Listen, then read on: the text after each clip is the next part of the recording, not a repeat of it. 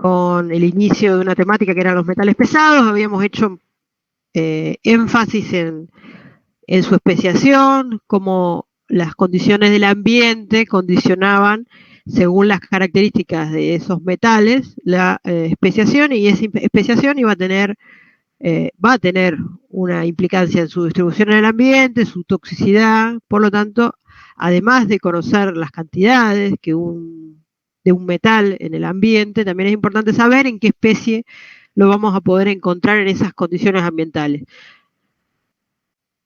Las condiciones ambientales que hicimos, en las cuales hicimos hincapié, eran dos. ¿Se recuerdan qué condiciones ambientales desarrollamos con más? Potencial redox y Bien. La disponibilidad de oxígeno, ¿no era? Potencial redox vinculado a la disponibilidad de oxígeno, exactamente. Cuando un ambiente, hablamos de un ambiente oxidante, ¿qué características tiene ese ambiente? ¿Qué dirían ustedes de un ambiente oxidante?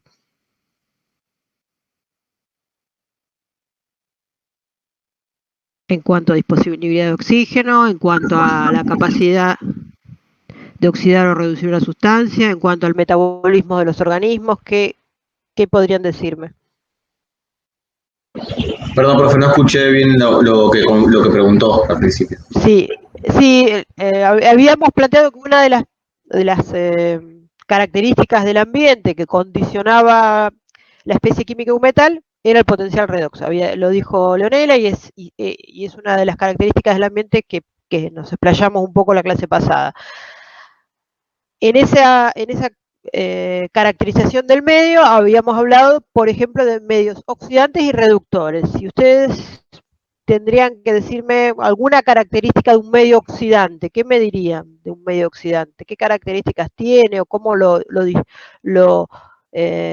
describirían ustedes a ese ambiente? Alto contenido de oxígeno. Disponibilidad de oxígeno. Bien. ¿Qué otra característica? ¿Qué le pasa a una sustancia que ingresa a un ambiente o está en un ambiente oxidante? Se puede oxidar y Se tendría oxida, que tener algún potencial, tendría que ser reductora para que se pueda formar la reacción. Sí, si tiene tendencia a estar oxidada, va a estar oxidada. O sea, la tendencia de una sustancia que está en un ambiente oxidante es estar en su estado oxidado. Bien. Y en cuanto a si bien no es una problemática de esta materia, pero como esos organismos van a afectar la distribución de los contaminantes también, en cuanto, por ejemplo, a los microorganismos, ¿qué va a pasar si el medio es oxidante?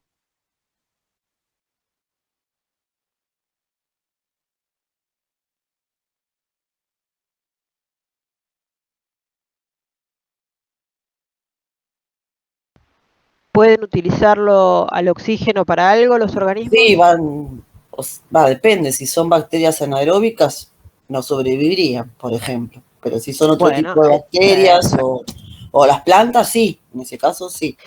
Sí, depende de qué microorganismo hablamos, no sé.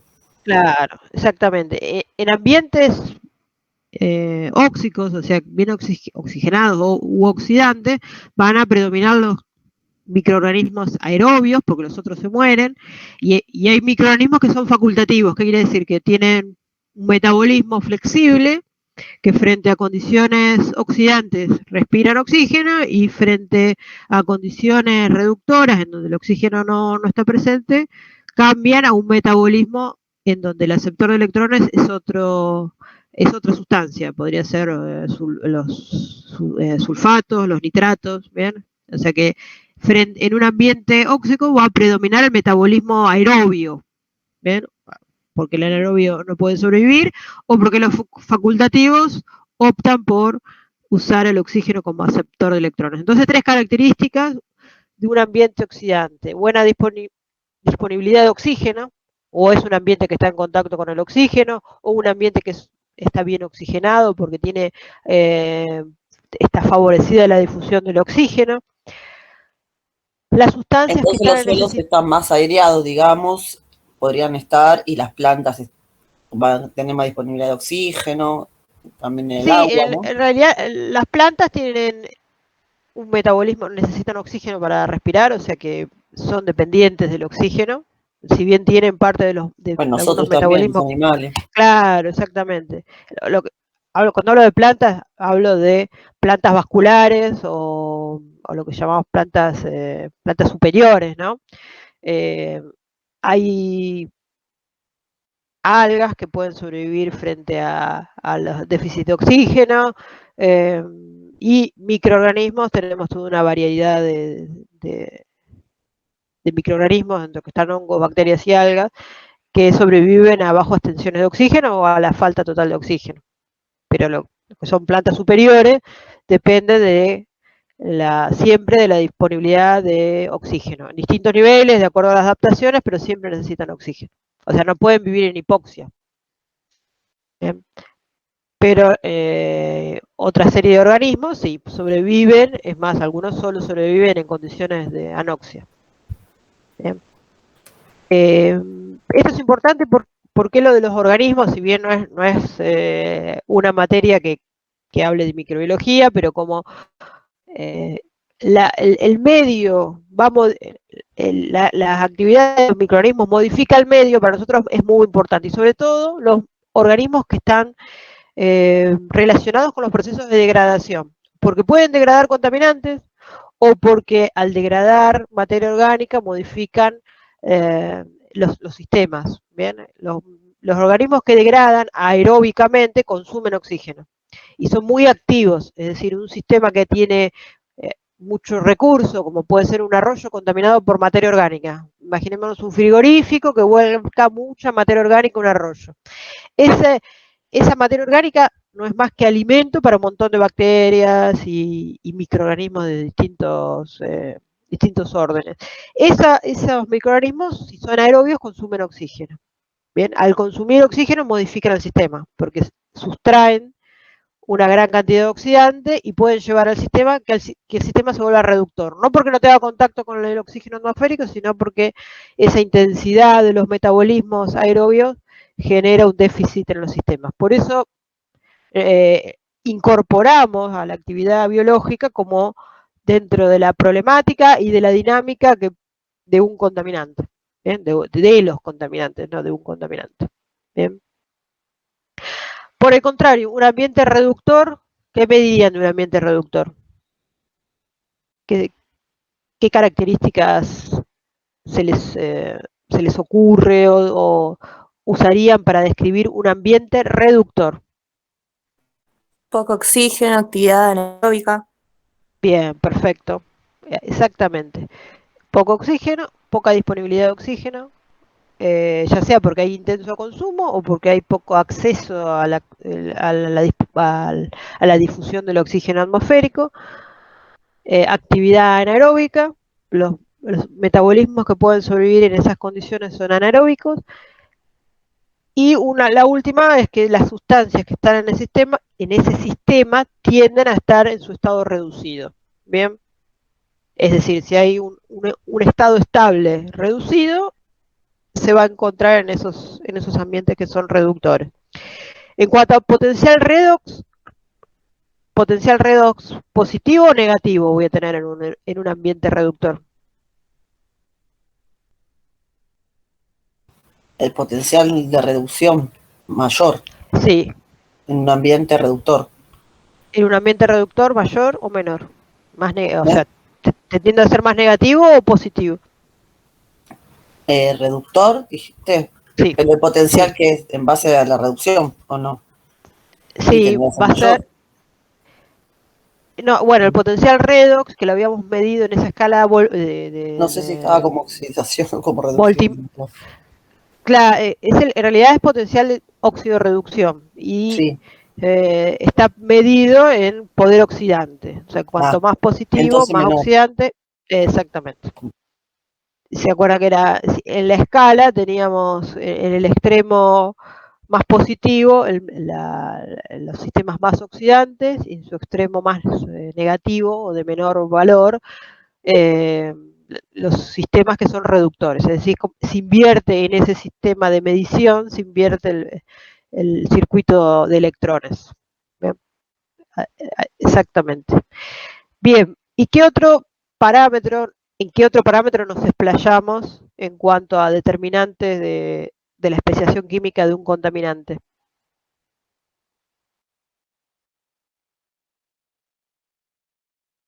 O sea, ¿qué otro parámetro del ambiente consideramos? pH era, no, sí. pH, exactamente. ¿Cómo definimos el pH?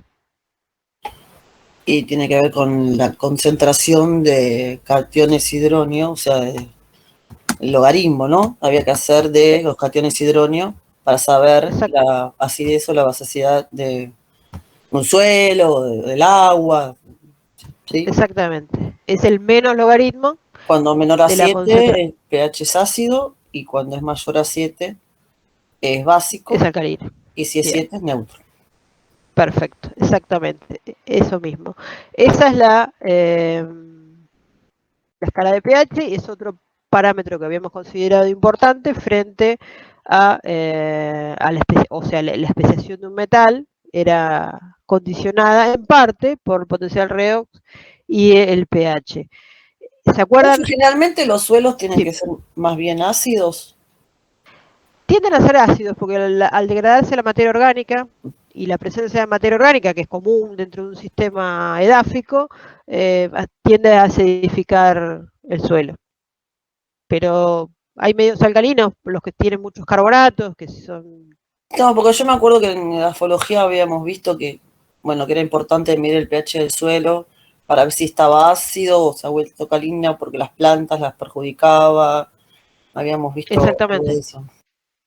Hay nutrientes que se inmovilizan frente a determinados pHs, sobre todo alcalino, entonces dejan de poder tomarlos en para su metabolismo, entonces llegan hasta morirse, sobre todo el hierro, bueno, muchos metales. Claro, que Que son aparecían en otra nutrientes. forma de especiación y entonces no podía ser aprovechado por las plantas.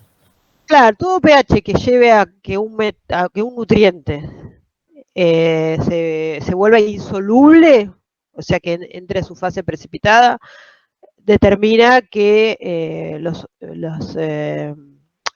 plantas no puedan tomar los nutrientes, porque las plantas toman los nutrientes de la fase soluble. Si no lo puede solubilizar, no puede tomarlo. Lo que no quiere decir que no tenga estrategias, ¿no? Hay estrategias de las raíces, con exudado, simbiosis con algunas bacterias, que favorecen y cambian el ambiente de lo que se llama la rizósfera, o sea, el microambiente que se genera alrededor de las raíces. Trata, como estrategia adaptativa, trata de modificar pH, redox en ese microambiente. Entonces, va favoreciendo la incorporación a través de la solución de los nutrientes.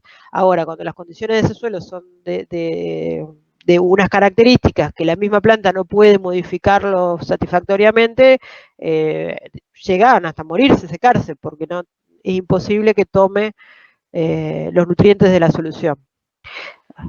Más allá de que tenga agua, aunque tenga disponibilidad de agua, en esa solución no están los nutrientes que necesita, así que la planta está con un déficit nutricional hasta poder causarle la muerte, ¿no? Que no pueda sobrevivir en esas condiciones.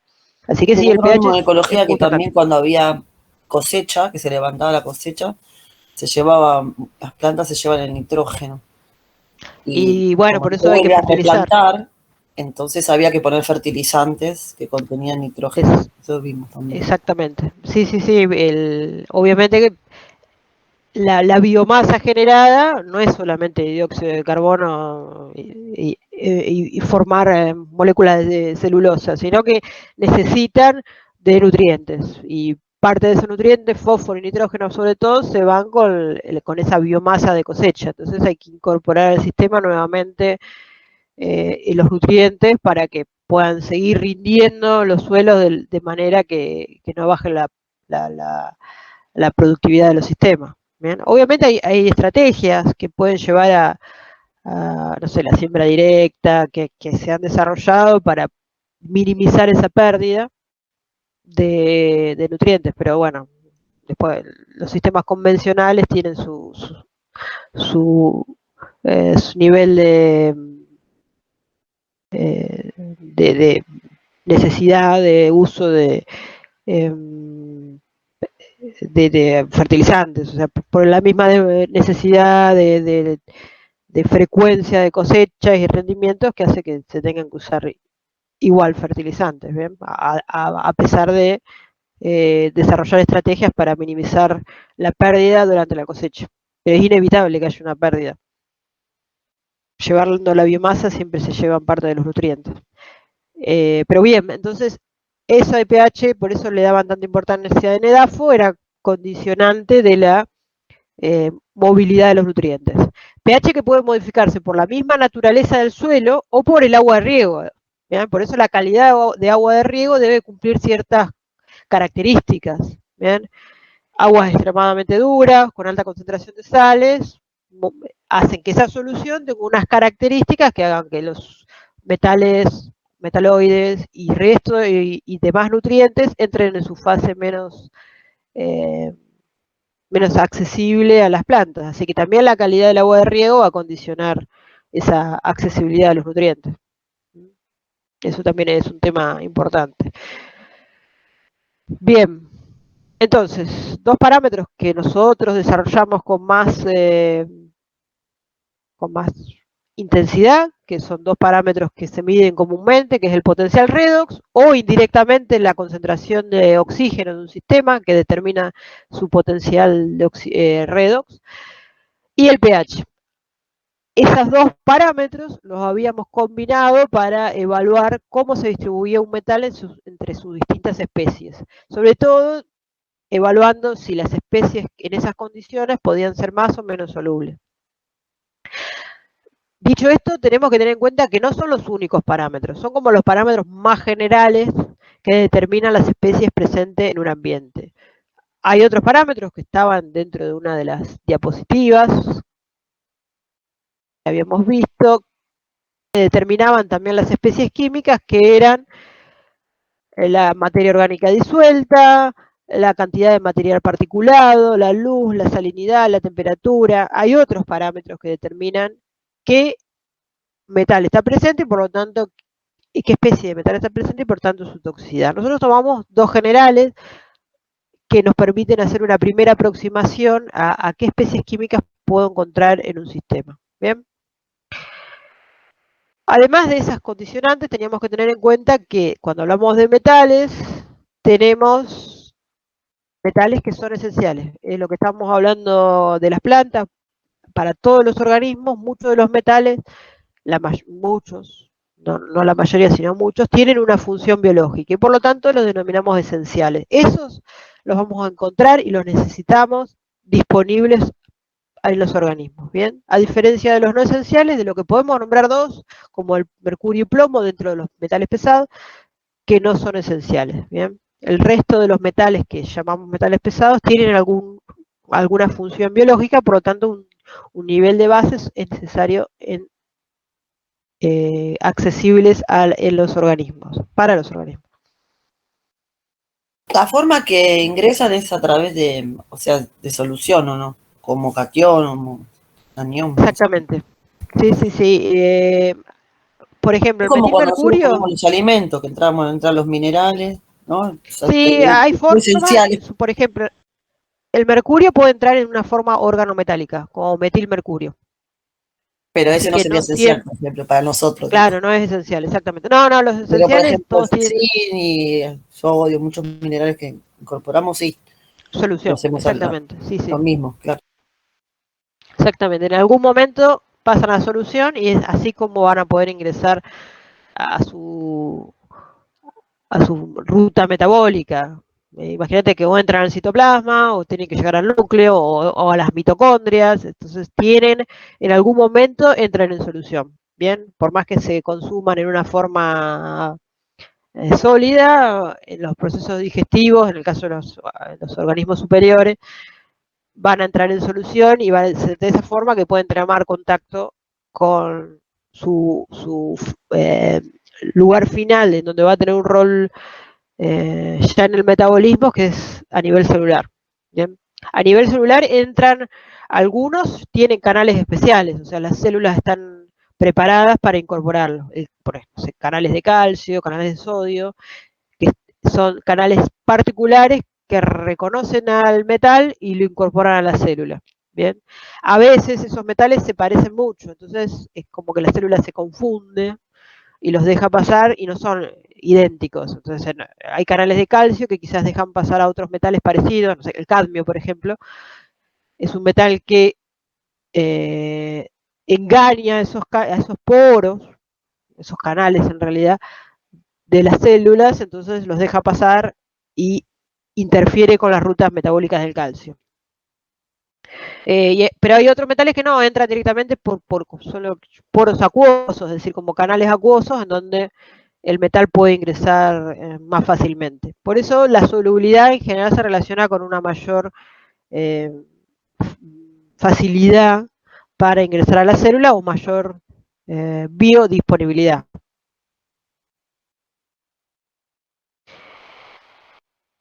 A ver, esto ya hablamos rápidamente. Bien, habíamos quedado en los diagramas en donde vinculábamos los dos parámetros que habíamos empezado a considerar, que era el potencial redox y el pH. Esos diagramas tenían como características que en una distribución de áreas me indican qué especie de un metal predomina en solución acuosa. Bien, habíamos dado el ejemplo del hierro y el manganeso como dos gráficos distintos, en donde el manganeso más 2 en fase soluble y las otras especies del manganeso, que forman hidróxidos o permanganatos, son fases insolubles. Bien, o sea que hay condiciones de pH y potencial redox que favorecen la especie de manganeso soluble, más disponible, lo voy a encontrar en la columna de agua, frente a otras condiciones de pH, las condiciones más alcalinas y más óxicas en este caso, me va a determinar la formación de fases insolubles, que van a ser menos disponibles y que las voy a encontrar en fases precipitadas. ¿Bien?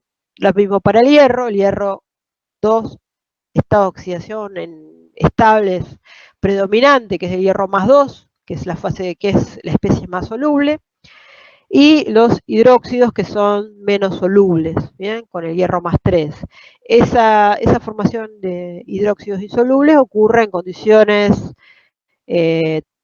más óxicas y alcalinas, ¿bien? Son las dos condiciones que favorecen esas especies químicas, ¿bien?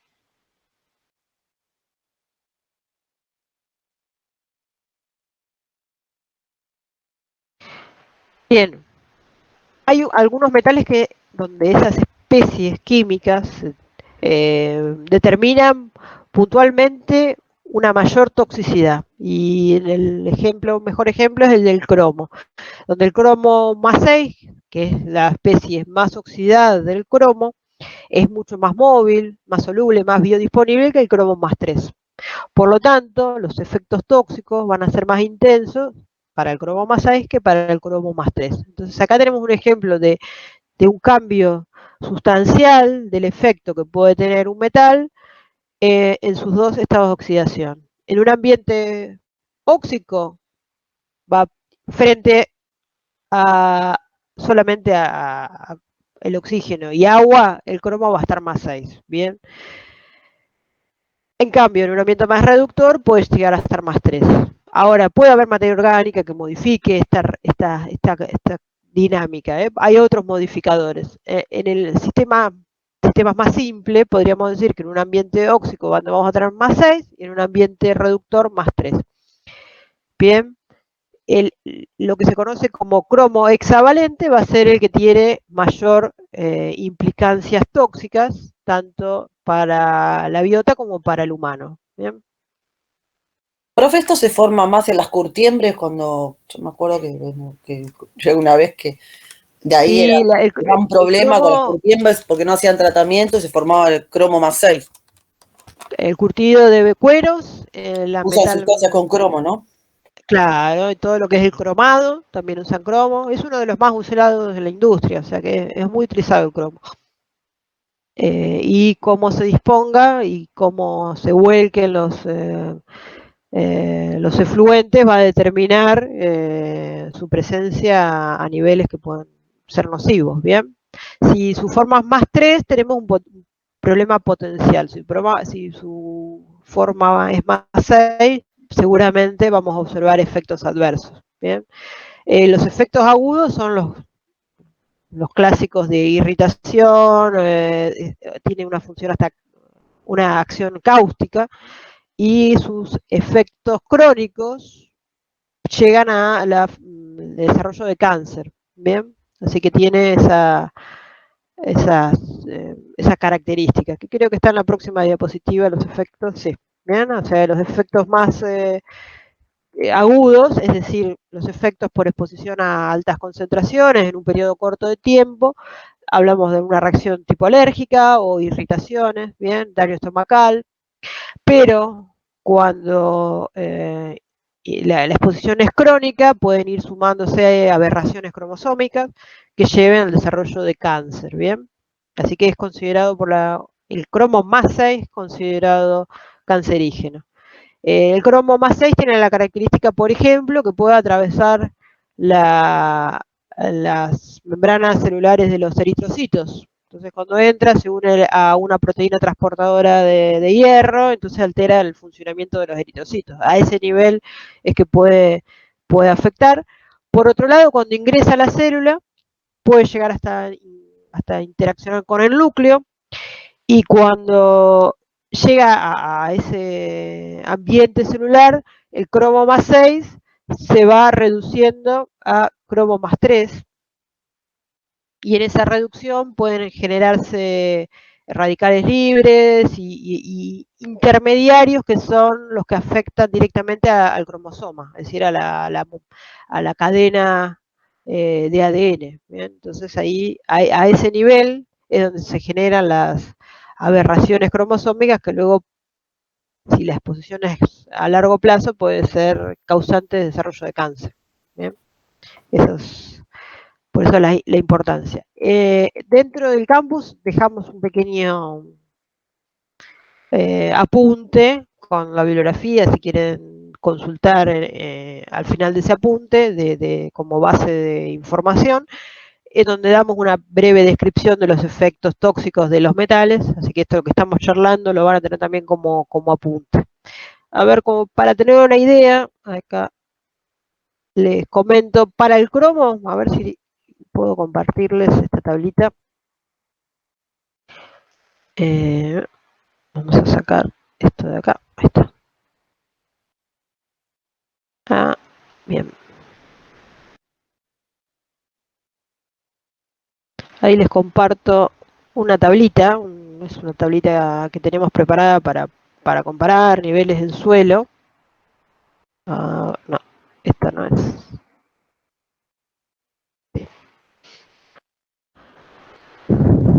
Esto no es.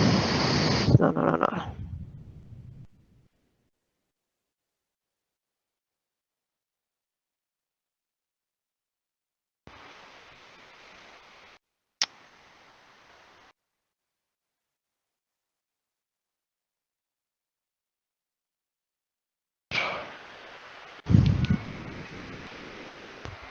Ahí está. Esto, les muestro la tablita de la ley 24051 de desechos peligrosos, en donde establece, por ejemplo, niveles guía. ¿Ven? Ahí lo estoy logrando un poco.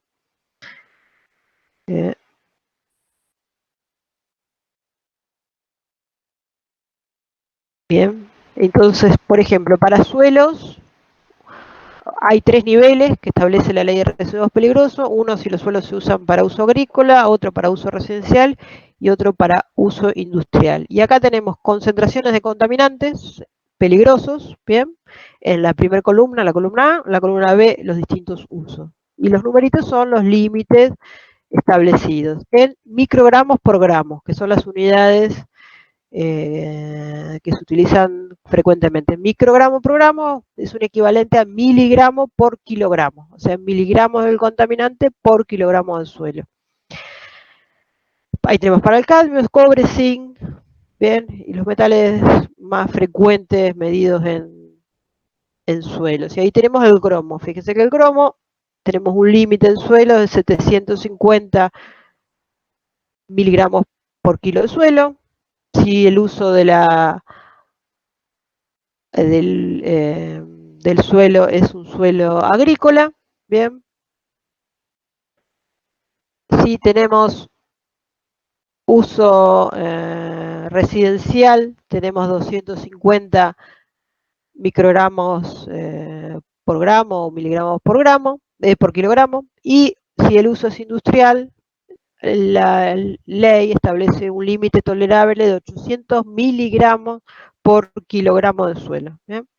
Yo no entiendo, ¿puede pasar que en el suelo industrial pase 800 miligramos? No entendí eso. Por kilogramo podría ser, sí, podría ser. Porque es para pero eso tiene que ser, por ejemplo, en un parque industrial, ¿o no?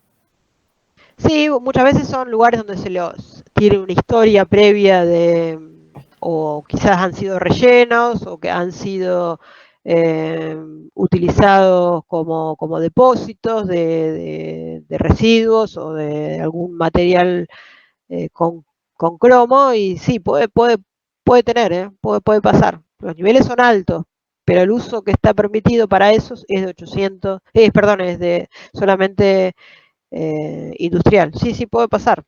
Sin duda tenés un problema grave porque tenés el riesgo de que se convierta en residencial, digo que, no sé, capaz que el parque industrial se rodee de casas. Claro, en ese momento puede ser una industria, pero en el tiempo vas a tener un pasivo seguramente. El día de mañana esa industria se va y vos vas a tener el pasivo con niveles altísimos de metales.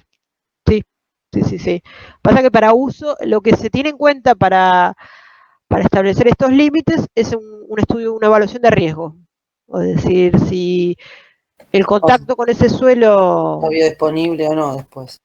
Sí, aparte si van a hacer un hormigón, van a hormigonar todo, y ese suelo va a quedar totalmente cubierto por una capa asfáltica, no sé, o un metro de hormigón, y los estudios te van a decir que lo podés usar. Sin embargo, no sé, un suelo residencial, no, vos tenés contacto. Hay un contacto importante. Bien. Y quería buscar el de agua, que no lo tengo a mano, así que lo voy a dejar, pero bueno, los mismos que tenemos acá, vamos a tener límites en el caso del código alimentario, vamos a tener límites de cromo para agua potable, obviamente van a ser límites muy, muy, muy bajos, estamos hablando de microgramos por litro, muy, muy poco. Y vamos a tener límites también para el vuelco de fluentes en cuerpos de agua.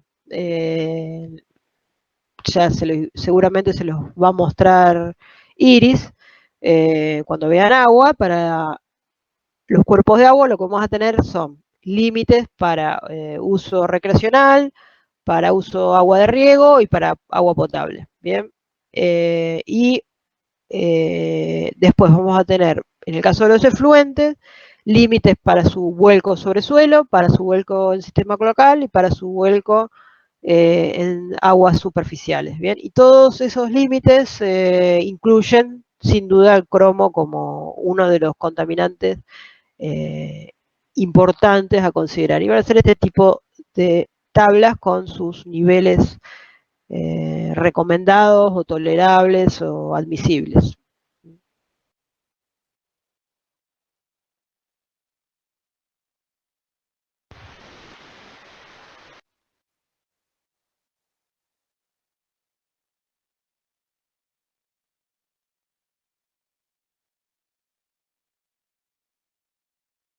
Profe, en proporción, bien, ¿cuál es el que más contamina de los metales pesados? ¿O hay más producción y por eso hay más contaminación con respecto a ese?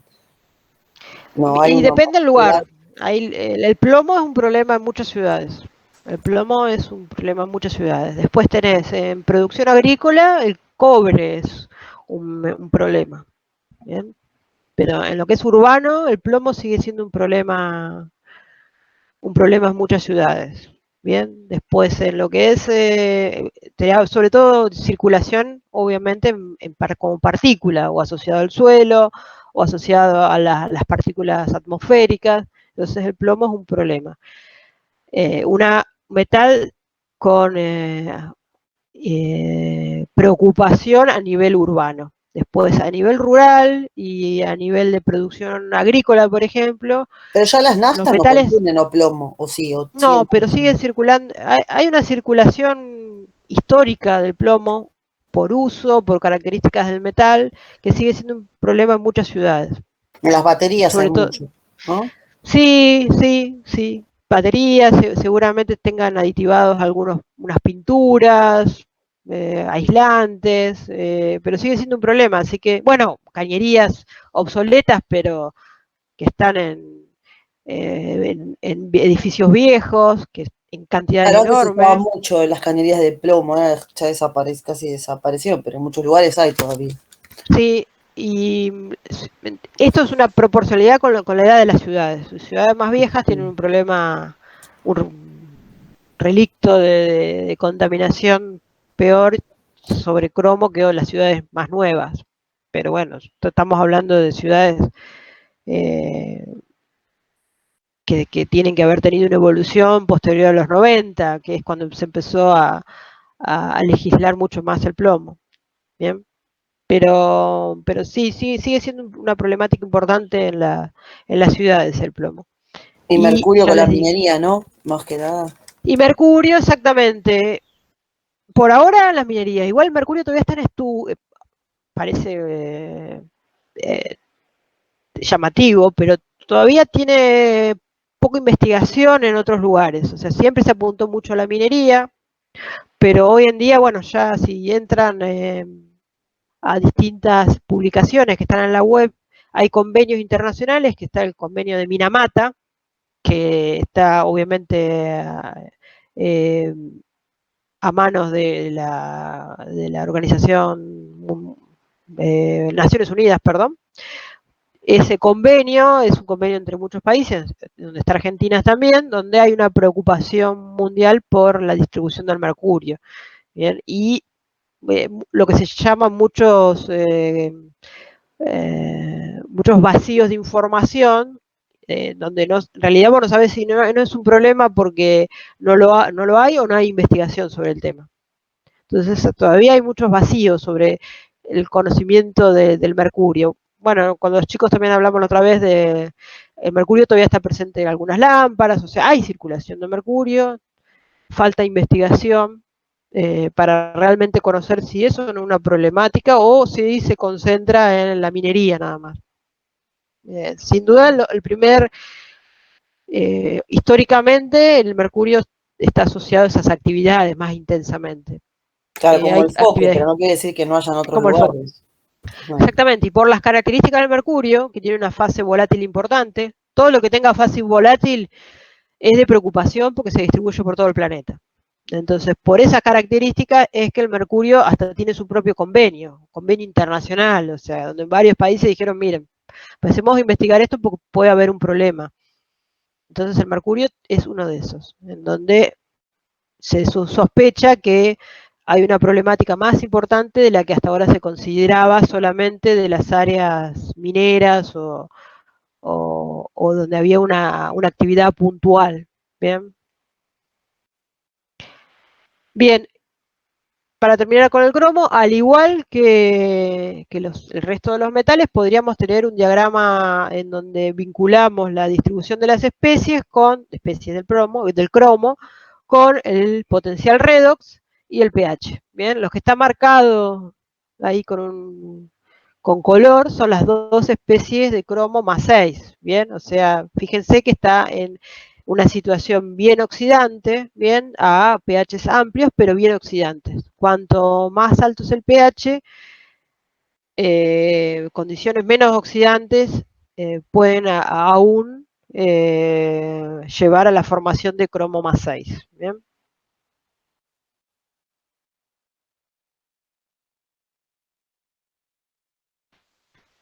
Bien, ahí les propongo un ejercicio, teniendo en cuenta estas características del cromo y su diagrama de pH versus potencial redox. Pensemos que tenemos en una serie de sedimentos, es decir, de lo que está en el fondo de un cuerpo de agua, forma trivalente estable. ¿Qué quiere decir? Es que conforma complejos estables, que está unido o con el agua o con materia orgánica de forma estable, es decir, no hay cambios a lo largo del tiempo en esa especie. Forma trivalente, cromo más 3. De esa forma está en un sedimento a pH mayor a 5, ¿bien? Y se decide cambiar la situación de esos sedimentos, es decir, dragar, sacar ese sedimento y llevarlos a cielo abierto, es decir, hacer un dragado, levantar el sedimento y llevarlo a un vertedero de disposición a cielo abierto. Bien, es decir, tengo un cuerpo de agua, tengo en el fondo sedimento, que es material sólido con agua, con materia orgánica, que es lo que se deposita en los cuerpos de agua abajo. El depósito, ese depósito va colmatando los sistemas, entonces llega un momento que hay que dragarlos, ¿bien? O porque están contaminados y contaminan toda el agua, o porque necesito utilizarlo para navegación. Son dos de los objetivos más comunes por los cuales se draga. Ese material lo tengo que tirar en algún lado. Se disponen como un residuo. En este caso se decide disponerlo a cielo abierto, es decir, como un relleno en un espacio abierto. ¿Bien? ¿Qué características tiene ese sedimento? Tiene pH mayor a 5. ¿Bien? Los fondos dice que son anóxicos. ¿Bien?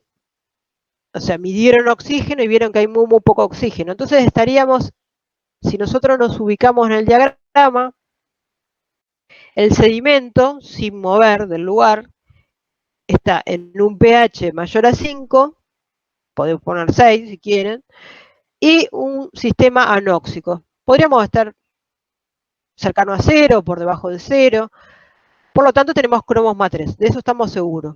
¿Bien? En esas condiciones tenemos cromos más 3, estable.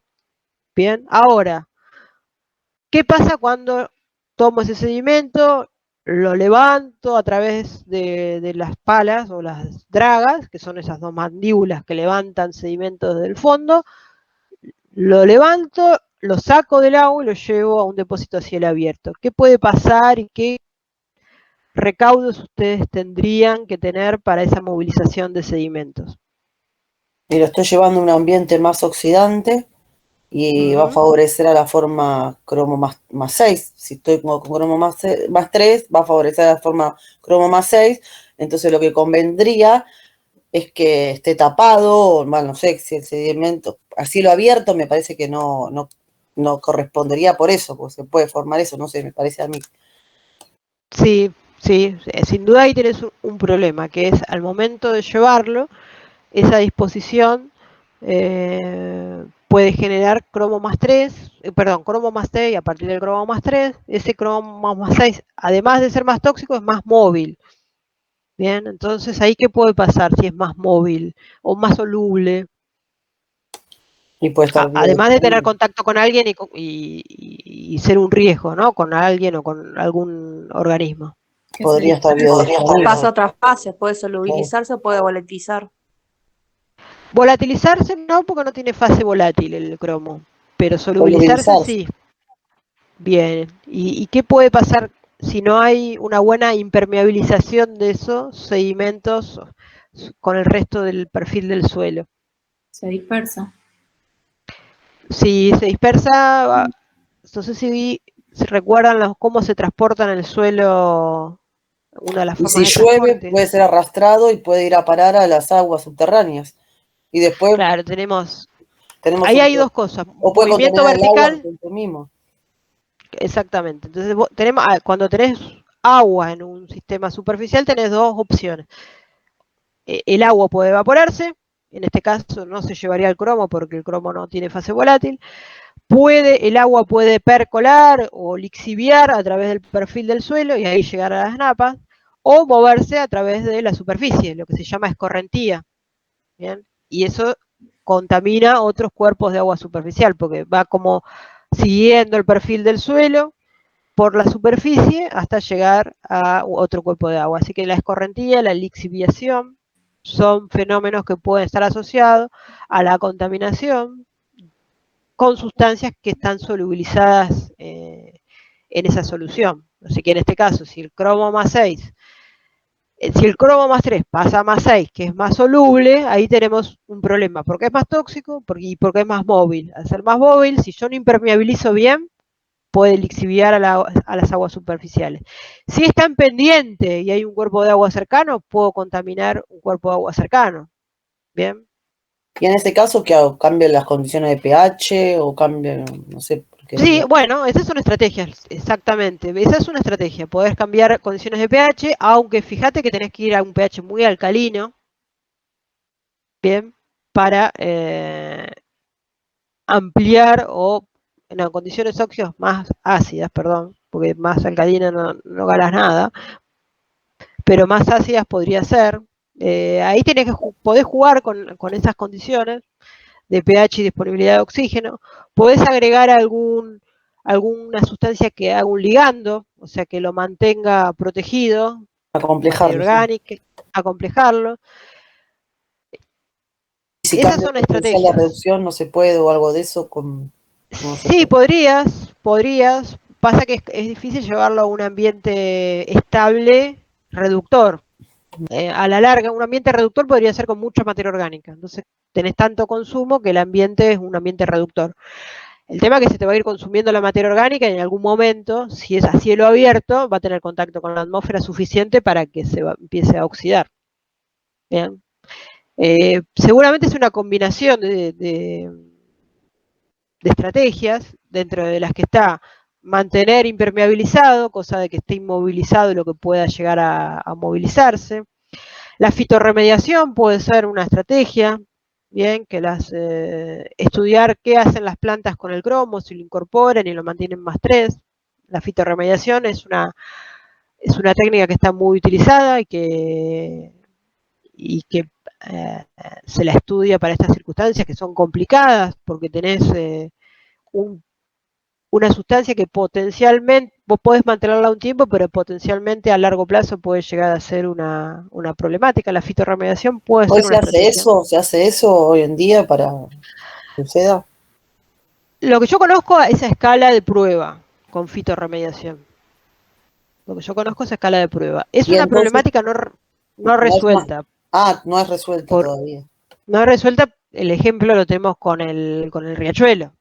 Sí, sí. El dragado del riachuelo es una problemática no resuelta. O sea, hoy en día, si dragás el riachuelo, no sabes qué hacer con lo que tenés ahí.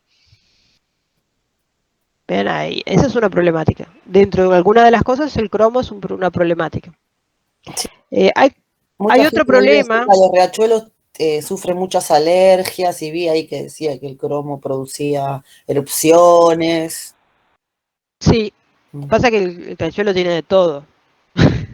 Entonces, Es un combo. pero sí, es un combo explosivo. Porque bueno, el cromo es un problema y esto es un ejemplo, pero podríamos sumarle hidrocarburos, podríamos sumarle Y miles de contaminantes. toda la parte de contaminación por microorganismos, todas las bacterias. Bien, hay un sistema muy anóxico con una muy baja tasa de degradación, entonces se empiezan a generar complejos sistemas muy complejos de mezcla de contaminantes. Pero no es imposible limpiarlo o No, lo que no se tenés que hace hacer, por presupuesto, por, no sé, porque no les sí, conviene, o porque si las fábricas siguen tirando, decir que bueno, eso te iba a decir. Hasta no lograr reducir los vuelcos a niveles mucho más bajos, no vas a tener forma. Los vuelcos, ¿no?, de fábrica, de todo lo que es falta de servicios, o sea, si vos no tenés parte de la población sin cloacas, ahí tenés otro problema. Así que tenés varios problemas. Y hasta no lograr eso, largarte a hacer una obra tan grande como la de movilizar sedimentos es bastante complicado. Porque hay otro problema con movilizar sedimentos. El sedimento hoy en día está en una situación de anoxia. Ahora, a medida que vos lo vas sacando, lo vas levantando, vas atravesando la columna de agua y en ese movimiento se va enfrentando a distintas condiciones de óxido reducción. O sea, cuando vos vas llegando a la superficie hay más oxígeno, poco, pero hay más. Bien, en riachuelo o cualquier cuerpo de agua. Entonces, a medida que vas moviendo el sedimento, podés generar fenómenos de disolución. Entonces vos levantás, imagínense que levantás una cantidad, un volumen de sedimento. A medida que lo vas elevando a través de la columna de agua, las condiciones cambian. Más oxígeno, distinto pH. El cromo podría... Bueno, podría pasar eso. Y el cromo... Exactamente. No todo, obviamente un porcentaje, lo que está más afuera, más externo en esa masa, seguramente sea lo más externo a esa masa de sedimento. Pero algo empieza a estar en solución. Entonces vas a tener otro problema. Que en el cuerpo de agua va a haber en solución cromo más 6. ¿Bien? Y eso tenés que evaluarlo también. En algunos países donde tenían este problema, obviamente con quizás ríos más chicos y con más recursos, una de las estrategias que habían propuesto también para Riachuelo, que era un equipo de suecos que habían venido en su momento a dar una charla, una de las soluciones que habían propuesto era lo que hacían ellos en los puertos.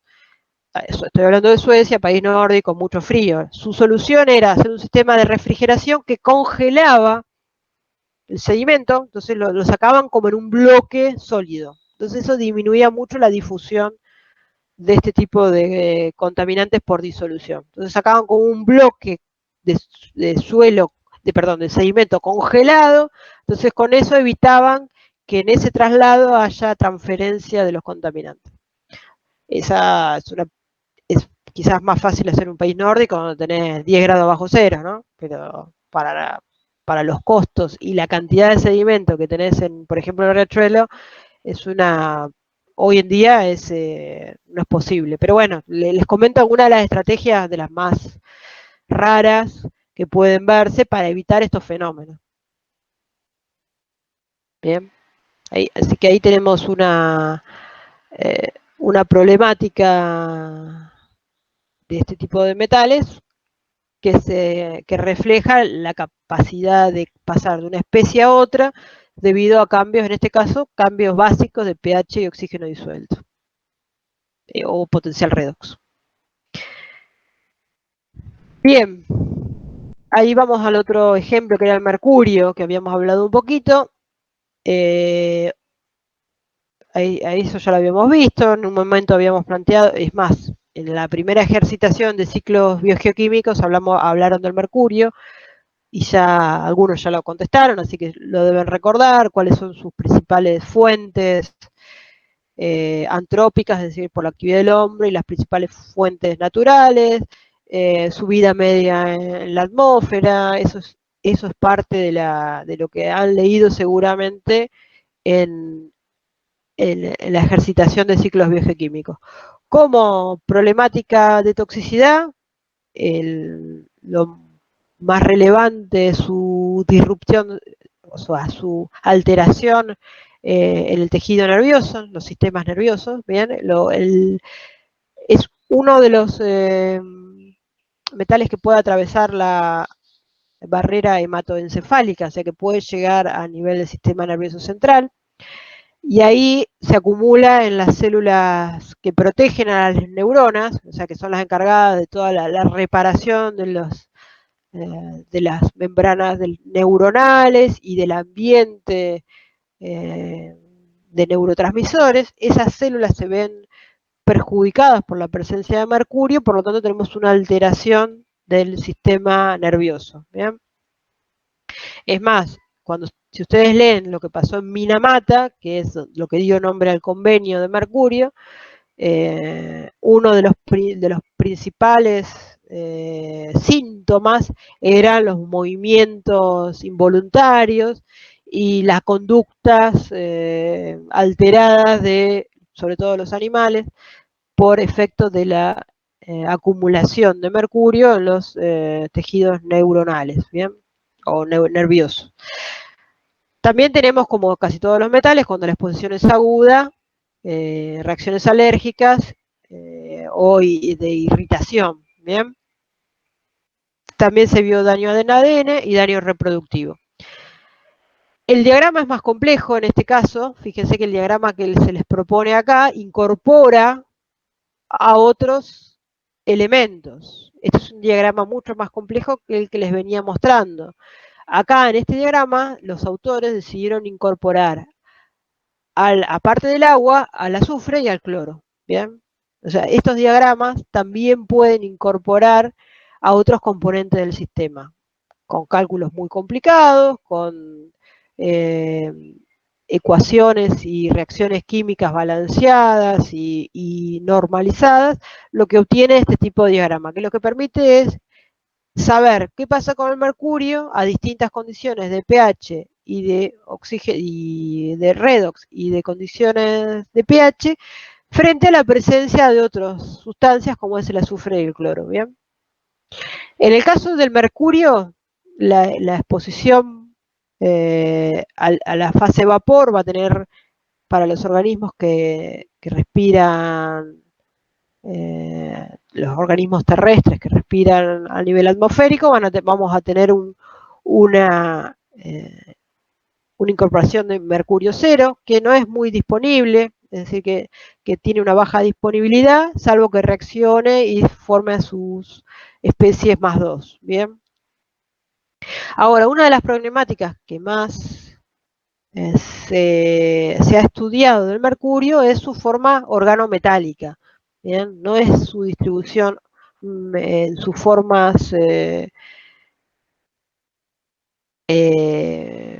inorgánicas, sino sus formas organometálicas. Claro, eran en las aguas oceánicas, ¿no? Donde había microorganismos. Exactamente, eso es los eventos más graves. El mercurio era.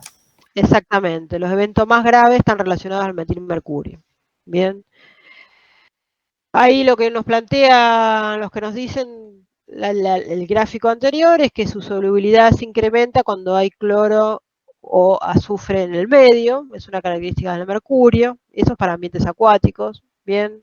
En ambientes reductores va a predominar el mercurio más 1. Bien. Obviamente la fase más oxidada, la forma más oxidada va a estar cuando haya potencial redox más alto. Lo que hablábamos recién, en los sedimentos por acción de los microorganismos se va a formar metilmercurio. Y el metilmercurio tiene un ciclo en donde puede, por acción de la luz, descomponerse y formar mercurio más 2 y volver a entrar en solución o degradarse y pasar, reducirse y pasar a su estado de oxidación 0, que es volátil. ¿Bien? Más o menos. Acá tenemos, esto lo habíamos visto en la clase de ciclos biogeoquímicos, bien, donde tenemos la formación en los sistemas más anaerobios, la formación de los metilmercurios o órganos mercuriales, que son los que tienen la característica de bioacumularse y biomagnificarse. Todos los metales que estuvimos charlando, incluido el plomo o el cromo, tienen la capacidad de bioacumularse. ¿Qué es eso? Acumularse en los tejidos biológicos más en una concentración mayor que la de su medio ambiente. Ahora, el metilmercurio tiene la característica que no solo se bioacumula, sino que también se biomagnifica.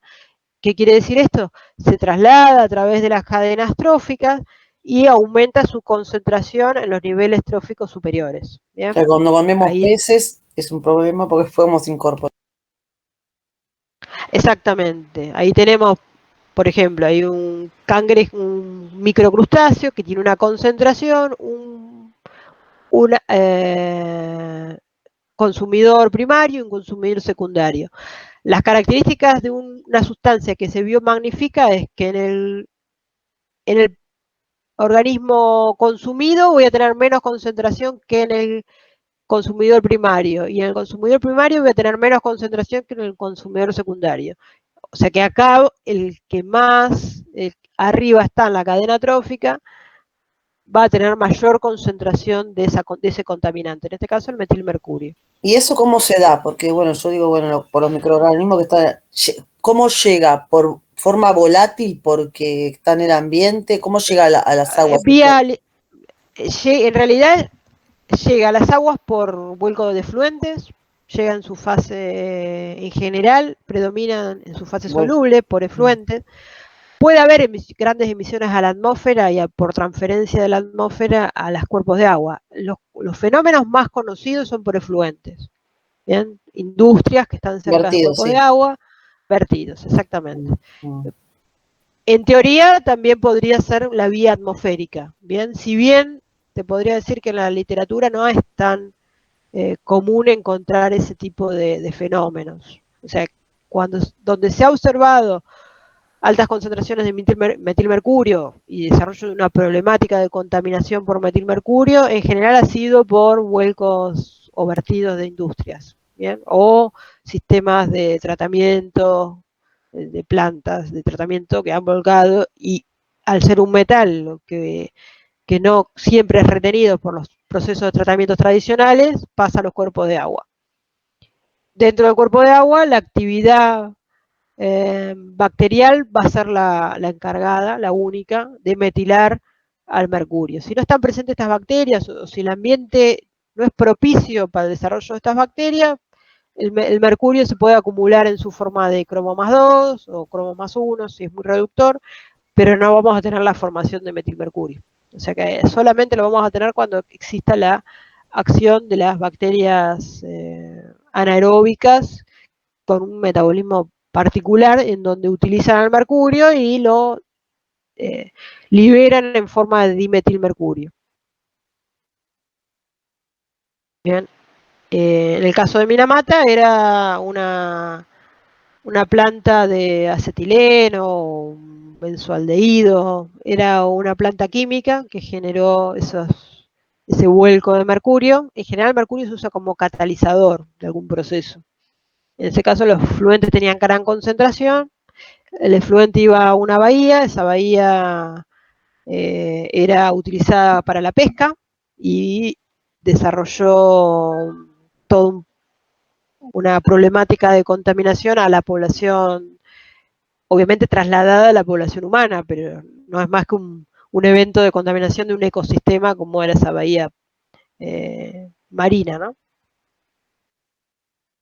Ahí fallan los canales de inspección, porque no es que no se sabe qué es lo que puede producir o algo. Bueno, tal cual lo que hablábamos un poquito recién, para vuelco de fluentes vos vas a tener un límite de todos estos metales. Bien, y en esos vuelcos está estipulado los eventos que puedan afectar a ese metal y convertirlo en una problemática para el medio. O sea que si vos vas a volcar efluentes en un cuerpo de agua superficial, tiene que tener niveles más bajos que cierta concentración. Ahora tenemos otro problema. Los límites hablan de concentración. Y es una sustancia que se acumula. Entonces, en realidad, los límites a veces no tienen en cuenta el proceso que puede llegar a generar una acumulación en el tiempo. Lo que se llama carga másica. Es decir, bueno, vos volcás una concentración de un efluente. Ahora, si volcás mucho efluente, está entrando mucho contaminante. ¿Bien? Y si lo haces por mucho tiempo en ese sistema, y si ese sistema no tiene capacidad de depurar ese contaminante, se va a acumular. O sea, no siempre los límites están pensados para esas características de carga másica. Bien, creo que, no me acuerdo si Kumar lo ha tenido en cuenta, creo que sí. O sea, habla de carga, no habla de concentración, sino de cantidad de contaminante que se vuelca. ¿Bien? Porque concentración, bueno, diluís el efluente y te va a dar bien. El tema es que estás volcando mucha masa de contaminante. Los límites en la cuenca de Acumar los maneja Acumar, ya lo van a ver con Iris. Y a nivel de provincia, la autoridad del agua, ¿bien? En donde ahí pueden tener una serie de tablas también para los límites permitidos para el vuelco de aguas superiores. No sé si lo tenía Amada, pero bueno. El ADA. ¿Bien?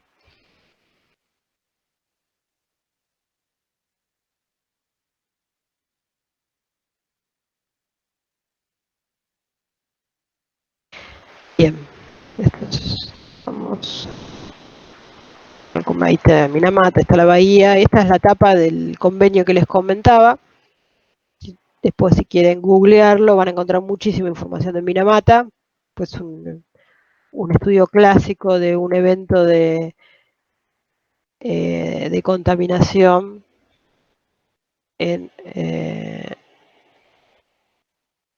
estudio internacional. Bien. Bien. Esto ya estamos. Ahí estamos. Ahí quería mostrarles límites admisibles. Ahí estamos. Lo van a ver con Iris también, pero ya que estamos se los voy a mostrar. Los límites admisibles del ADA, de la autoridad autoridad del agua de la provincia de Buenos Aires. Insisto, también lo van a usar con Iris, así que no voy a entrar mucho en detalles, pero para que nos hagamos una idea de las concentraciones de estos metales que son regulados y los límites admisibles en cuerpos de agua. Deja de compartir.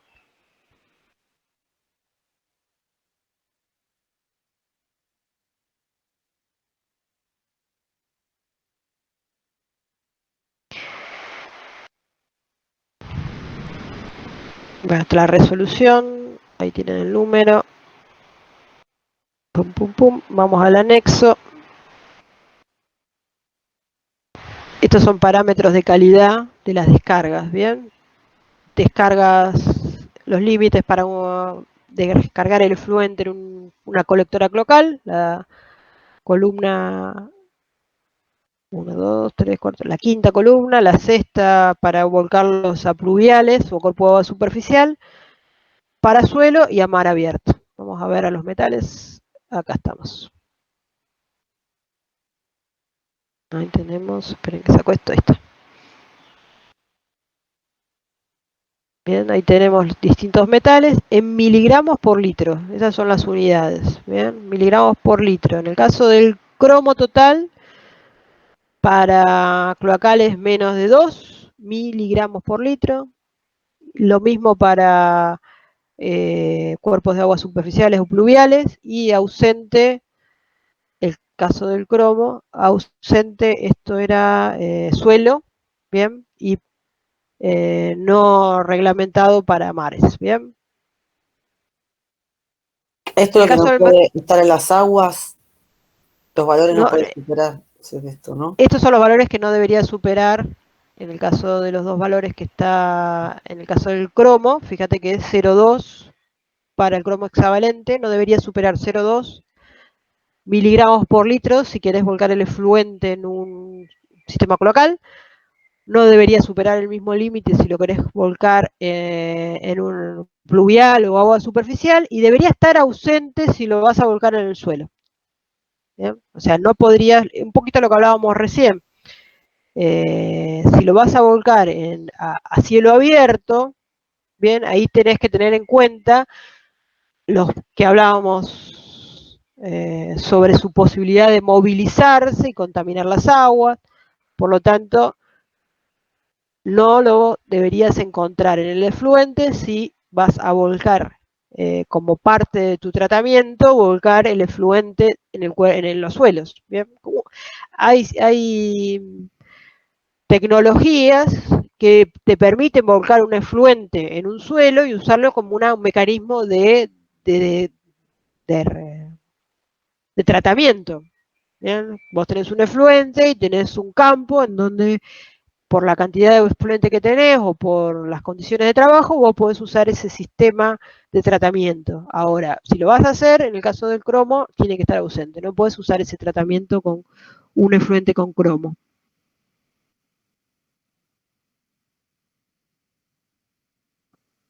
El ADA tiene jurisprudencia sí, aplica de su campo de aplicaciones, su jurisdicción de aplicación es provincia de Buenos Aires. El ADA es de provincia de Buenos Aires. O sea que todo lo que tenga jurisdicción en provincia aplica estos límites. ¿Bien? Después, en el caso de la cuenca compartida provincia con capital, son acuerdos, en el caso de Acumar, por ejemplo, ¿bien? Y creo que hay alguna otra cuenca que es compartida con Río Negro, me parece que la cuenca del Río Negro también tiene así tratados especiales porque son cuencas compartidas, ¿bien? Pero esto es de aplicación en provincia. Después, en cuanto a cómo se resuelve una industria cuando no tiene la jurisdicción de cada industria, lo van a charlar un poco con Iris, ¿bien? Si está en municipios asociados a la cuenca Matanza-Riachuelo, van a tener que cumplir la normativa de Acumar, y está por fuera la del ADA y depende de qué tipo de industria, la de residuos peligrosos de Nación. Bien, por ejemplo, el mercurio. Las unidades son las mismas, pero miren que estamos un orden de magnitud por debajo en las concentraciones. Para el cromo teníamos una concentración que debería ser menor, por ejemplo, a 2 miligramos por litro. Sin embargo, si hablamos de mercurio, es 0,02. Es un orden de magnitud más bajo, o sea, 10 veces más bajo las concentraciones. ¿Bien? Lo mismo para cuerpos de agua superficial y también ausente si el efluente se vuelca en el suelo. ¿Bien? Si miramos, hay metales, por ejemplo el zinc tiene niveles más altos, permisibles, tiene que ver con las características tóxicas del elemento, la interacción con el medio ambiente, ¿bien? Entonces determinan que los límites sean distintos. Pero para que tengamos una idea de los niveles que estamos hablando, de las concentraciones que son muy bajas, ¿bien? Y variables de acuerdo al medio en donde estemos volcando los efluentes. Bien, entonces voy a compartir.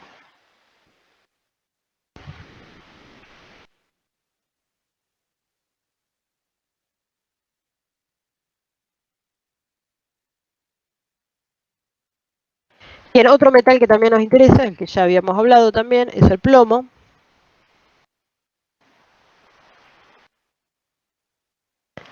Bueno, las características como un metal que tiene una alta temperatura de fusión, los estados de oxidación, plomo más 2, más 0 y más 4, las fuentes naturales, la erosión de los suelos, bien, las emisiones por volcanes, las antrópicas, lo que habíamos hablado un poquito hoy, cañerías, soldaduras, los acumuladores, es decir, las baterías, aditivos en las pinturas. En el caso de los combustibles, en la década del 90 se lo dejó de utilizar, así que hoy en día es una fuente de emisión que ha quedado más relegada. Bien, en los países que utilizan mucho carbón como fuente de energía también es una problemática importante, eso no se los dije hoy. Por ejemplo, China usa mucho carbón como fuente de energía y tienen un problema importante de emisiones de plomo a la atmósfera, así que eso también hay que tenerlo en cuenta al momento de evaluar niveles de contaminación en determinados lugares. Bien, ¿cuál es la exposición en el caso de los humanos? como siempre está en una fase sólida particulada, el contacto con suelo, polvo es muy importante. Los chips de pintura, en realidad, la pintura que se va degradando, la pintura que tiene como aditivo plomo y va degradándose, va alargando pequeñas partículas, y esa puede ser una fuente importante de contacto con el humano. Agua contaminada, como el caso que ustedes tienen en el campus, de ejemplo, agua contaminada en general por la presencia de plomo en las cañerías con plomo. Hoy en día no se usa más para agua potable, pero como se lo usó en el pasado, han quedado algunas ciudades o sistemas viejos de conducción con plomo. Y exposición congénica, como se traslada por la barrera placentaria, puede haber exposición de madres que sea trasladada al feto. ¿Bien?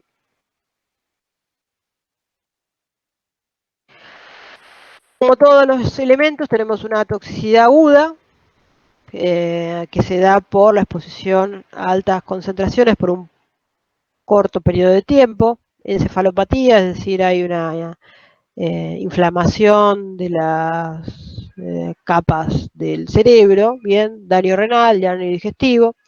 Y en el caso de la exposición crónica, como muchos de estos metales se unen a parte de las proteínas, que son los grupos sulfidrilo, ese grupo de azufre e hidrógeno, y reemplazan a ciertos elementos que están en las proteínas, pero en el caso del plomo lo reemplaza y modifica su accionar. Sobre todo se ve en el grupo de enzimas que son las encargadas de formar la hemoglobina. Bien, la hemoglobina se va formando como una especie de estructura en donde los grupos hemo son como ladrillitos que van armando ese tetrapirrol, ¿bien? Entonces es una molécula muy compleja. Para lograr formar esa molécula hay enzimas que son las encargadas de ir acoplando esas partes. El plomo interfiere en esas moléculas, entonces cuando hay una interferencia se acumula los grupos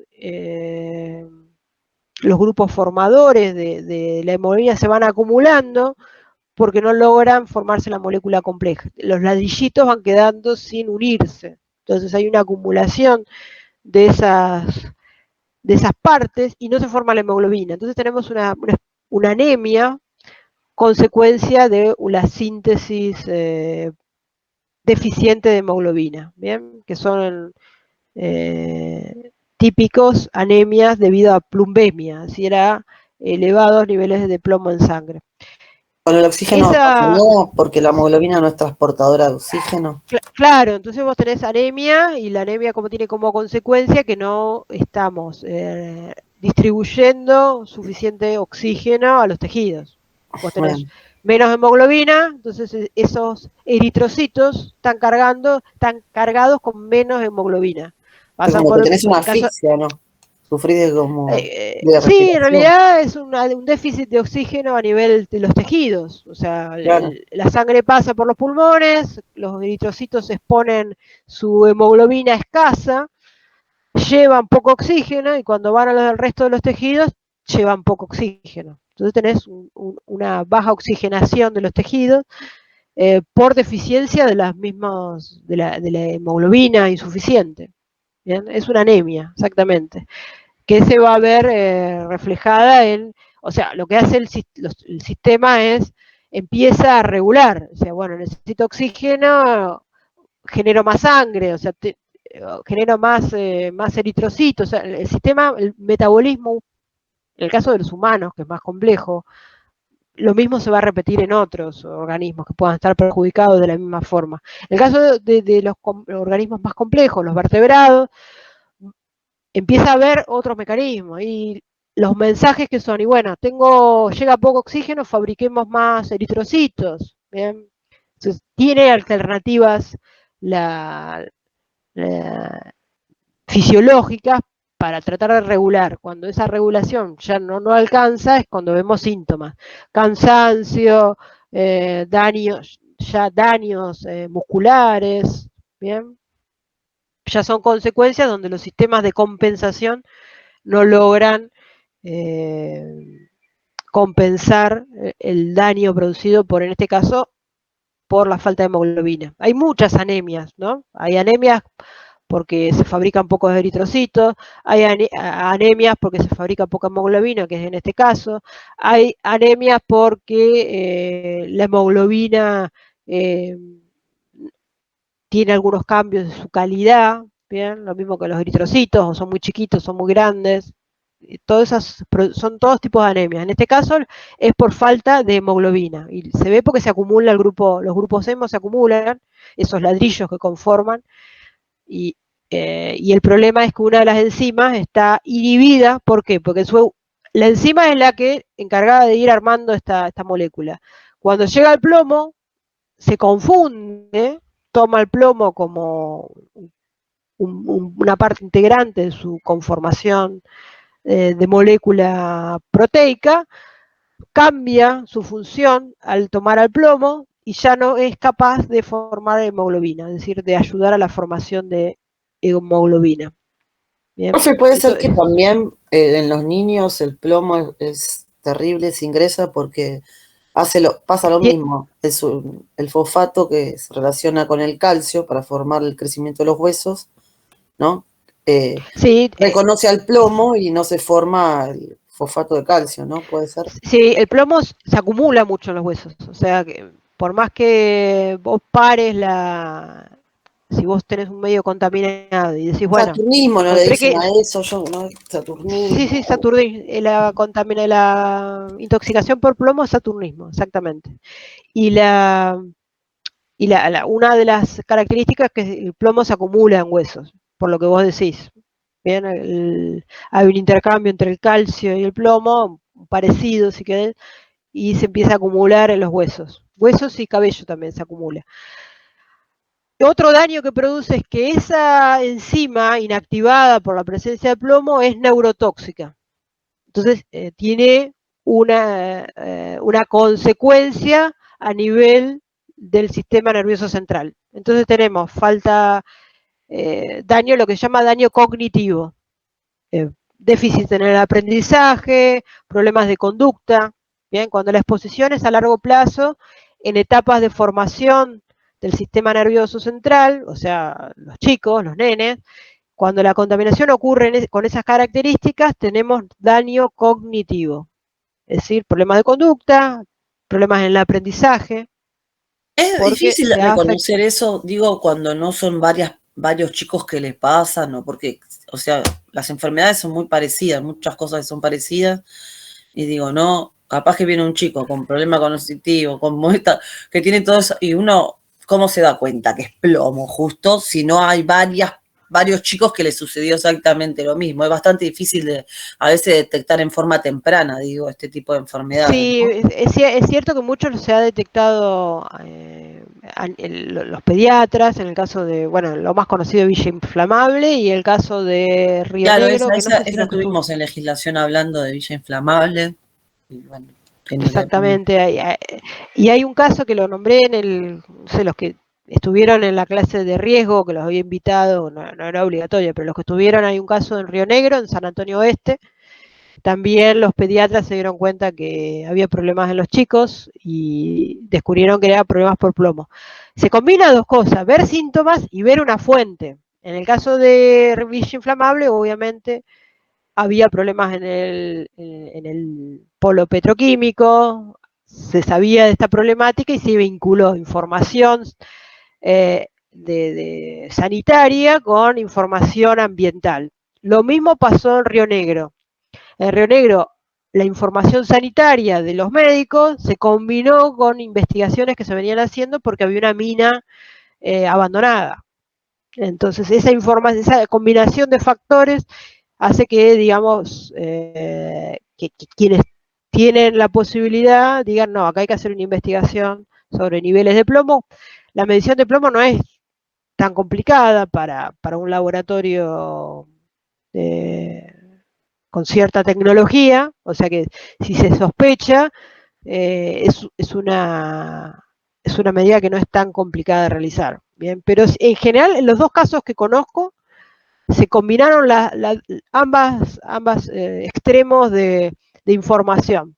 Ambiental, donde hay una problemática ambiental, polo petroquímico, una minera abandonada, y sanitaria, es decir, un médico o maestros que ven un problema de conducta o problema de anemias. Entonces, esa información combinada hace que se descubran problemas en la población infantil por niveles de plomo.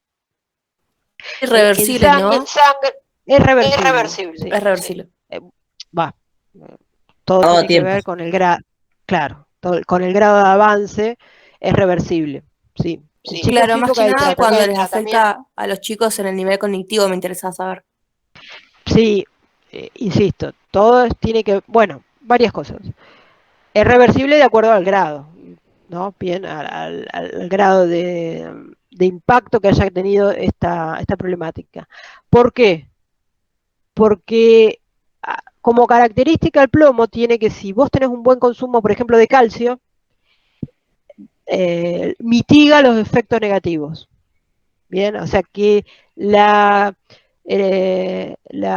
estado nutricional que hayas tenido puede hacer que la gravedad de estos problemas no sea tan intensa. O sea, si vos medís en sangre, claro, si vos medís en sangre, el límite es 10 microgramos por decilitro en sangre de plomo.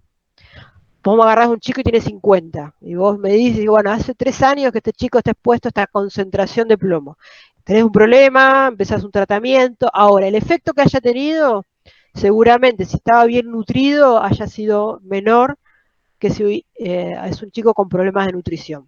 O sea que ahí tenés un factor de sinergia del efecto adverso cuando hay problemas nutricionales.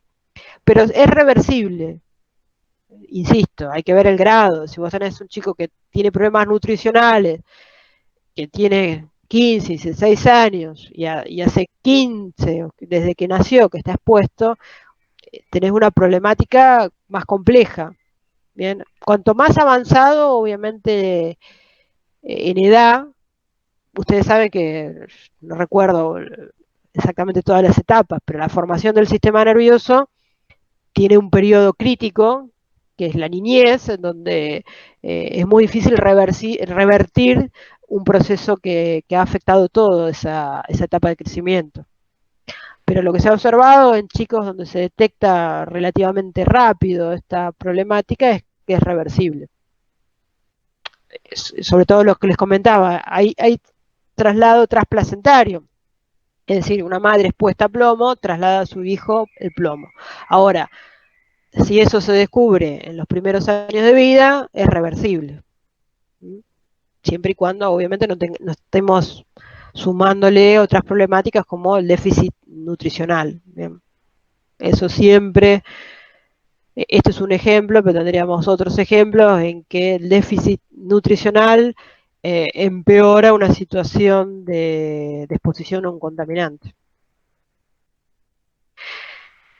Bueno, un poquito lo que pasa en el humano, también pasa en el ambiente. Obviamente siempre lo centramos en la acción sobre el humano, sobre otros organismos del ecosistema, tenemos otras consecuencias. En el caso de los invertebrados, la afectación es menor. Cuanto menos complejo es el sistema, el plomo tiene menos consecuencias. Bien, se ha visto que hay interferencias en el fitoplancton, es decir, a niveles de organismos muy simples, bien, y que tiene algunos cambios en la distribución de nutrientes en los suelos, bien, algunos cambios secundarios que pueden generar en el ambiente la presencia de plomo. Bueno, ahí tienen todo lo que estuvimos un poquito hablando, los daños que pueden provocar en humanos. Eso se los dejo porque ya lo estuvimos hablando. Acá hay otro diagrama de los que estuvimos viendo en cuanto a la distribución de especies del plomo y en condiciones de pH y condiciones redox, ¿bien? En este caso, en este diagrama, se incorpora el carbonato, ¿bien? Fíjense que tengo carbono, oxígeno, que es un grupo muy abundante en aguas subterráneas. Lo estuvimos viendo que deriva de la disolución del ácido carbónico por contacto del agua con la atmósfera, así que el carbonato puede estar presente y en este diagrama lo incorporaron, ¿bien? Las características son que el carbonato tiene distinta solubilidad, eso lo van a ver en la lectura que les propongo hacer, ¿bien? Si bien en la lectura no hace alusión a este tipo de diagrama, la problemática se va a basar en esta disolución del carbonato a distintos pH, ¿bien? Fíjense que si tenemos carbonato en condiciones alcalinas, en un medio ácido tengo plomo más 2 soluble, ¿bien? Así que un cambio de pH puede hacer que un carbonato de plomo menos soluble se solubilice. Bueno, ahí tenemos alguna de las respuestas a la problemática que van a ver en la lectura del campus, ¿bien? Que es el caso de la contaminación de agua potable en fin. ¿Bien? ¿En qué, profe? No entendí. ¿En qué? ¿En FIT? En una ciudad de Estados Unidos. Esa es la lectura que ustedes tienen en el campus. Y esto lo van a retomar. Bien, por último, les propongo, algunos ya lo hicieron, en el campus tienen una tabla para completar, en donde lo que tenemos que poner es para 3 metales, un metaloide como es el arsénico, cuáles son las especies más habituales en el ambiente. Cuando hablo de especies hablo de estados de oxidación distintos, si se combina y forma alguna combinación como carbonatos, como sulfuros, esa información la vuelcan en esa columna. Como mínimo estados de oxidación, ¿bien? De ahí en más pueden incorporar más información si la encuentran. Ya les digo, esto desde el apunte sale la información que pueden ir completando en esta tabla. Sí, sí. Principales propiedades de las especies, por ejemplo, cromo más 3 menos soluble, cromo más 6 más soluble. Algo muy sencillo. O el mercurio. Mercurio 0 volátil. Mercurio más 2 más 1 más soluble menos volátil. A ese nivel de características. No más que eso. El arsénico, que era el más 3. El más 3 es el más tóxico, sí. Y el más 5 el menos tóxico. Bien, el más móvil va a ser el más 5, el menos móvil el más 3. Y el de plomo era el más 2, ¿no? Sí, el plomo no hay mucho para decir sobre las especies, así que seguramente el plomo van a hablar del plomo 0, que es insoluble, el plomo más 2 más soluble, igualmente con muy baja solubilidad. No hay ninguna de las especies es volátil, mucho más no van a poder decir de las especies del plomo. Si hay alguna especie más tóxica, como estuvimos diciendo recién, el arsénico más 3 es el más tóxico, el cromo más 6 es el más tóxico, el mercurio, ustedes me dirán si ven alguna especie más tóxica, el plomo lo mismo, seguramente para el plomo no hay mucho para decir en cuanto a más especies más tóxicas. Si alguna de las especies es biomagnificable, ahí van a repasar y me van a decir si es biomagnificable. Seguramente, sí, como vimos el mercurio hablando, recién, ¿no? Con los órganos lo vimos recién, mercuriales. Exactamente. Fuentes naturales de cada uno de los metales y metaloides. En general se van a repetir: vulcanismo, erosión, quemas forestales. Ahí se van a repetir muchas fuentes naturales, y en antropogénicas se van a adjudicar a ciertas actividades industriales o a minería, ¿bien? O a la fabricación de ciertos productos. Ahí es un repaso de lo que estuvimos hablando y algo que van a sacar de las lecturas. Y principales efectos tóxicos, muy sucintamente, a qué nivel le afectan. neurotóxicos, daño ADN, cancerígenos, a ese nivel. No es necesario que me expliquen rutas metabólicas, ¿bien? Pero sí hay algún efecto más predominante. Daños a nivel de... El plomo no es cancerígeno, porque el arsénico sí, ¿no? El cromo también, el mercurio también. Mira, no llega... el plomo me parece, para lo que se denomina cancerígeno, tiene niveles. Lo que las asociaciones internacionales lo que hacen es establecer tipo 1, tipo 2. Creo que el plomo, no sé si es tipo 2, estoy en duda, pero te lo tengo que verificar. Me parece que es tipo 2, quiere decir que se ha demostrado que desarrolla cáncer en animales, pero no en humanos. Bien, te lo tendría que confirmar, porque no, Pero los otros tres sí, ¿no? Cromo, plomo y arsénico sí son cancerígenos. Sí, exactamente, y son tipo 1. Bien, el arsénico a largo plazo sí. Bien, tiene esa problemática. Bien, pero el plomo creo que es tipo 2, te lo tendría que confirmar. Bien, así que esta tabla la van a tener en el campus y con la información que está en el apunte y lo que estuvimos charlando con esta diapositiva, también van a poder ir completándolo. Más allá de que si quieren consultar parte de la bibliografía que está propuesta u otra, puedan incorporarla. Bien, ahora me tomo 10 minutos y les explico un poco sobre las estrategias para medir estos metales, porque bueno, estuvimos hablando de concentraciones, estuvimos hablando de cantidad, eso implica que tengo que tener alguna forma de medirlos. Vamos a charlar rápidamente de las estrategias para poder medir metales en distintas matrices, o sea, en suelo, en agua, y cuál es la metodología más adecuada para llegar a estos niveles. Acuérdense que estuvimos viendo, por ejemplo, miligramos por litro o miligramos por kilo, ¿bien? Esas concentraciones requieren una tecnología para poder medirlas, ¿bien? O sea, yo no puedo usar una balanza, pues son concentraciones muy bajas. Entonces tengo una masa muy pequeña de esos metales. Para eso necesito alguna tecnología adecuada que me permita medir esas cantidades, ¿bien?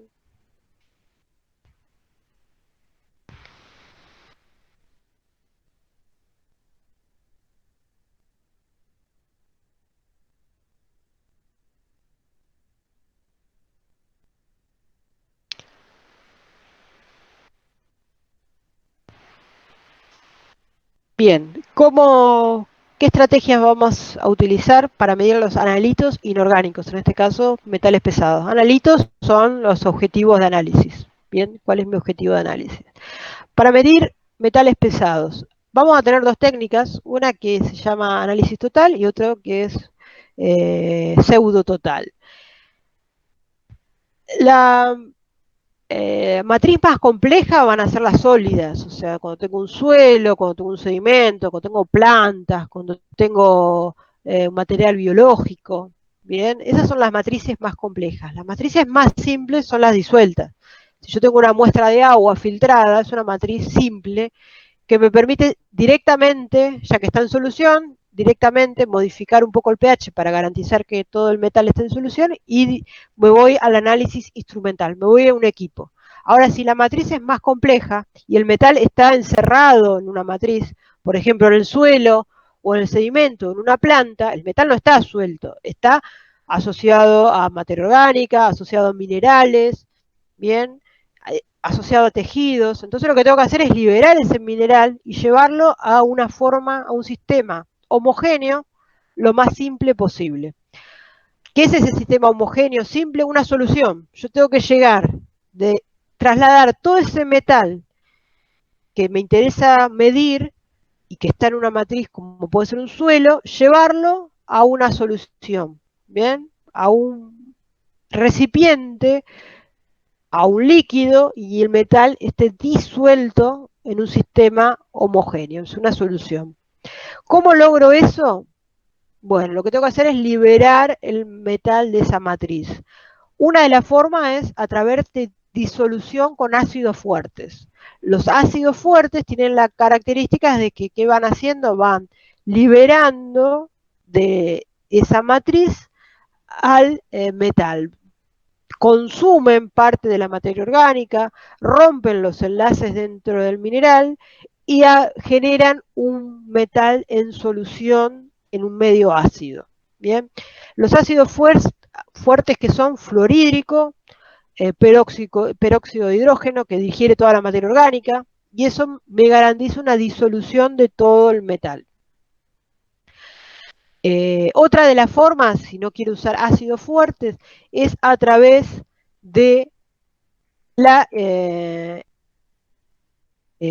ignición, es decir, una elevada temperatura a la que expongo mi muestra y se funde todo el material, bien, se funden los minerales, se volatiliza parte de la materia, toda la materia orgánica, y lo que a mí me queda son cenizas. Esas cenizas yo las mezclo con ácido y se disuelve. Bien, todo ese material pasa a estar en solución. En consecuencia de este análisis, yo lo que voy a tener es una solución bien límpida, quiere decir sin ningún tipo de fase. Voy a tener una sola fase que lo puedo visualizar como estos matraces que tienen en la parte inferior. Fíjense que acá tienen 3 fotos. En la foto de la izquierda superior tienen una muestra que está siendo calentada directamente por un mechero, ¿bien? Entonces se funde a través de un contacto directo con la llama. En la foto de la derecha, lo que tienen es una mufla, que es un horno que llega hasta 1000 grados, ¿bien? Y funde a través de esas resistencias en un sistema cerrado, ¿bien? Lo que queda de esos dos mecanismos, ya sea por fuego directo o por a través de un horno de convección, es un material fundido que puede disolverse con ácido. Y lo voy a disolver y voy a tener una solución como la que tienen en la parte inferior, esa foto, esos son matraces, en donde dentro tengo una solución que no es más que una solución ácida, en donde disolví todo el material que me había quedado de la digestión con ácido o con calor. ¿Bien? Todo el metal que estaba en esa muestra de suelo, esa muestra de sedimento, o los tejidos vegetales, o los tejidos animales, todo ese metal me quedó ahora en la solución. ¿Bien? Todo el metal me quedó en esa solución. Ahora, hay algunas técnicas que son pseudototales, que lo que hacen es digerir solamente parte del metal. ¿Bien? ¿Por qué? Porque tratan de separar lo que es constituyente de la matriz propia. Por ejemplo, si yo tengo un suelo, en el suelo puede haber metales que forman parte de los minerales naturales de ese suelo, y otros que los agrego por actividad antrópica, por un vuelco, porque se volatilizó y precipitó en ese suelo. Eso no forman parte de los minerales. Entonces lo que hacen los análisis pseudototales es disuelven todo lo que está por fuera y dejan a los minerales sin tocar. Entonces no mezclo lo que es antrópico con lo que es natural de esa matriz. Esos son los que se llaman pseudototales. Y se hacen de una manera menos agresiva, es una digestión menos agresiva que solo libera el componente antrópico de contaminación. Bien, y lo distingo porque dice análisis pseudototal. De las dos formas, lo que tengo como resultado es una solución. El metal que quiero medir me queda en solución, bien, disuelto.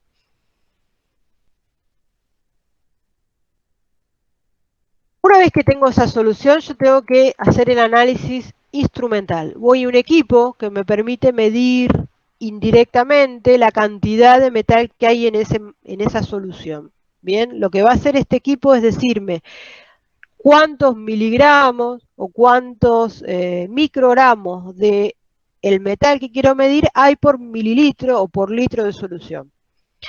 ¿Por qué digo indirecto? Porque no es que tengo que cuenta cuántos átomos o que pesa cuánta masa del metal, sino me va a decir indirectamente qué características tiene la solución y que se vinculan a la presencia del metal. El equipo se llama espectroscopio de absorción atómica. Espectroscopio de absorción atómica. Y la técnica se llama espectroscopía de absorción atómica. ¿Por qué espectro? Porque viene del espectro de radiación. El espectro de radiación son todas las longitudes de onda que se pueden emitir en el rango espectrométrico de todos los espectros de luz. Bien, son todas las longitudes de onda que pueden tener una luz o una fuente lumínica. Bien, entonces tenemos longitudes de onda de distintos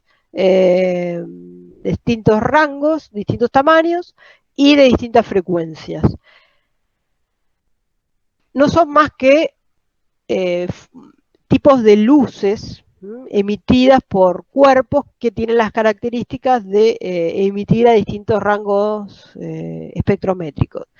Lo que va a hacer este equipo es aprovechar las características de los metales que son capaces de absorber distintas longitudes de onda. Es decir, cuando hay un metal y ese metal es atravesado por un haz de electrones, de una luz, de una longitud de onda relativa, parte de esos fotones son absorbidos por el metal. Bien, solo ciertas longitudes de onda van a ser emitidas por determinados metales. Por ejemplo, el cromo absorbe una longitud de onda, el plomo absorbe otra longitud de onda, el mercurio absorbe otra longitud de onda. Entonces, de acuerdo al metal que esté presente en la solución, yo voy a hacer pasar un haz de luz de distinta longitud de onda. Si hay mucho metal, esa solución va a absorber mucho de esa luz. Si hay poco metal, va a absorber poca de esa luz. Entonces, esa característica de los metales de absorber determinadas longitudes de onda es lo que yo aprovecho para medir qué cantidad de metal hay en la solución. Entonces, en el equipo voy a tener lámparas. Aparatos que miden eso y hacen como gráficos, ¿sí, no? Sí. O sea, del aparato después sale como un gráfico que te va marcando la cantidad que hay de cada sustancia en particular, ¿no? Sí, hay distintos tipos de software, pero tenés curvas de calibración, espectrogramas, que te va a decir cuánto absorbió de luz de cada... Vos vas a ver como picos. Cada pico es cuánto luz absorbió de cada longitud de onda. Entonces, claro, si tenés plomo a una longitud de onda, cuánto absorbió. Y otro pico que es cromo, y otro que es... Exactamente. Sí, tal cual. Hay distintas formas de graficarlo, una es esa. Cuánta luz absorbió de cada longitud de onda que se refleja en cuánta cantidad tenés de cada metal. ¿Eso ya me refleja la cantidad que tiene o solo me indica...? La cantidad de luz que absorbió. Ahora, para llevarlo a cantidad de metal, vas a tener que hacer una calibración, que eso lo vamos a ver ahora como final. Porque vas a tener que decir cuánta luz absorbe y vincularlo a una cantidad de metal, que eso se hace con una curva de calibración. Bien. Lo que sí sabes es que cuanto más luz absorbe, hay más metal. No sabes cuánto, pero sabes que hay más. Menos absorbe luz. Claro, exactamente. Más luz absorbe, más metal. Menos luz absorbe, menos metal. Lo que vas a tener que tener siempre en el equipo va a ser lámparas. Para los metales que querés medir, vas a tener que tener lámparas adecuadas que emitan la longitud de onda adecuada. Bien. Esa luz que emiten las lámparas, espero que me voy acá, así puedo marcarles las partes por un puntero. Estas son las lámparas, fíjense que hay 4 lámparas distintas. ¿Por qué? Porque yo voy a necesitar tantas lámparas como metales quieras medir. Hay lámparas que pueden ser utilizadas para todas 2 o 3 metales, pero no más. Entonces, si quiero medir 10 metales, seguramente voy a necesitar 5 o 6 lámparas. Entonces, tienen distintas posiciones para no andar sacando y colocando cada lámpara. Tienen como posiciones, porque yo, de una muestra, ustedes vieron la tabla de Lada, por ejemplo, que tengo que medir 5 o 6 metales. Entonces tendría que estar sacando y poniendo lámparas. Entonces, para facilitar eso, los equipos tienen varias posiciones. Entonces pongo distintas lámparas. Yo voy a usar una por análisis. En cada análisis uso una lámpara. Esa luz que emite la lámpara pasa por un paso óptico, se llama, que es este sector en donde el haz de fotones atraviesa la muestra. La muestra está acá en el medio. Bien. La muestra en realidad no está como líquido, sino como llama. ¿Por qué? La muestra en realidad va a estar en este recipiente de abajo, en forma de líquido, tal cual la sacamos de nuestra digestión ácida, de nuestro horno, y lo disolvimos en el ácido, va a estar acá adentro, en este líquido que está en la parte inferior. Voy a tomar un pequeño capilar que va a ir absorbiendo la muestra, la va a vaporizar, o mejor dicho, nebulizar en forma de gotitas muy pequeñas, y esas gotitas las va a hacer atravesar la llama. ¿Para qué hace eso? Porque en solución voy a tener el metal en su forma iónica. Por ejemplo, cromo más 3, o lo voy a tener en forma de plomo más 2. Yo lo que lo necesito en su forma atómica, porque es en su forma atómica que tiene la capacidad de absorber luz. Para lograr que de esa forma iónica pase a su forma atómica, es decir, su estado cero de oxidación, lo voy a lograr a través de una llama, es decir, un ambiente altamente energético que lo va a pasar a su estado de oxidación cero. ¿Bien? Entonces, nebulizo la muestra en forma de gotitas muy pequeñas. La llama, que tiene que estar a una determinada temperatura, va a hacer que todos los átomos del metal pasen a su forma atómica. Entonces, acá voy a tener un montón de átomos del metal que van a ser los encargados de tomar parte de esta luz y absorberla. Como consecuencia de que esos átomos absorben luz, la luz emitida no llega toda al otro extremo de este paso óptico, es decir, de este espacio. Se va a reducir. Si desde la emisión desde la lámpara emito 100 fotones y los átomos en el medio me absorben 10, al otro extremo van a llegar 90 fotones nada más. ¿Bien? Fotones son los paquetes de luz. ¿Bien? Es como la luz, las cantidades de luz que llegan al otro extremo. La cantidad que emití y las cantidades que llegan al otro extremo. Esa relación desde cuánto se emite, cuánto llega, es lo que se conoce como absorbancia. ¿Ves? Es una medida de la cantidad de luz que logra atravesar la muestra. Cuanto menos luz atraviese el paso óptico, me está indicando que más átomos hay de ese metal en la llama. Y por lo tanto, más átomos tengo en la solución. ¿Bien? O sea que cuanto menos luz logre atravesar el paso óptico, voy a tener más cantidad que absorbió, lo que se dice más absorbancia de la muestra, y por lo tanto más metal va a haber en esa muestra. Bien, así que esa característica de los metales es la que se toma para poder medirlos. Bien, esto es lo que sucede cuando el metal, en su estado atómico, que está en la llama, es atravesado por una luz. ¿Bien? De una determinada longitud de onda. Esa luz la absorbe, ¿bien? El átomo. ¿Por qué la absorbe? Porque esos fotones que llegan a interaccionar con el átomo hacen que haya un movimiento de los electrones. Ese movimiento de los electrones es el encargado de absorber la luz. ¿Bien? Como característica es que ese electrón vuelve a su estado fundamental y emite luz.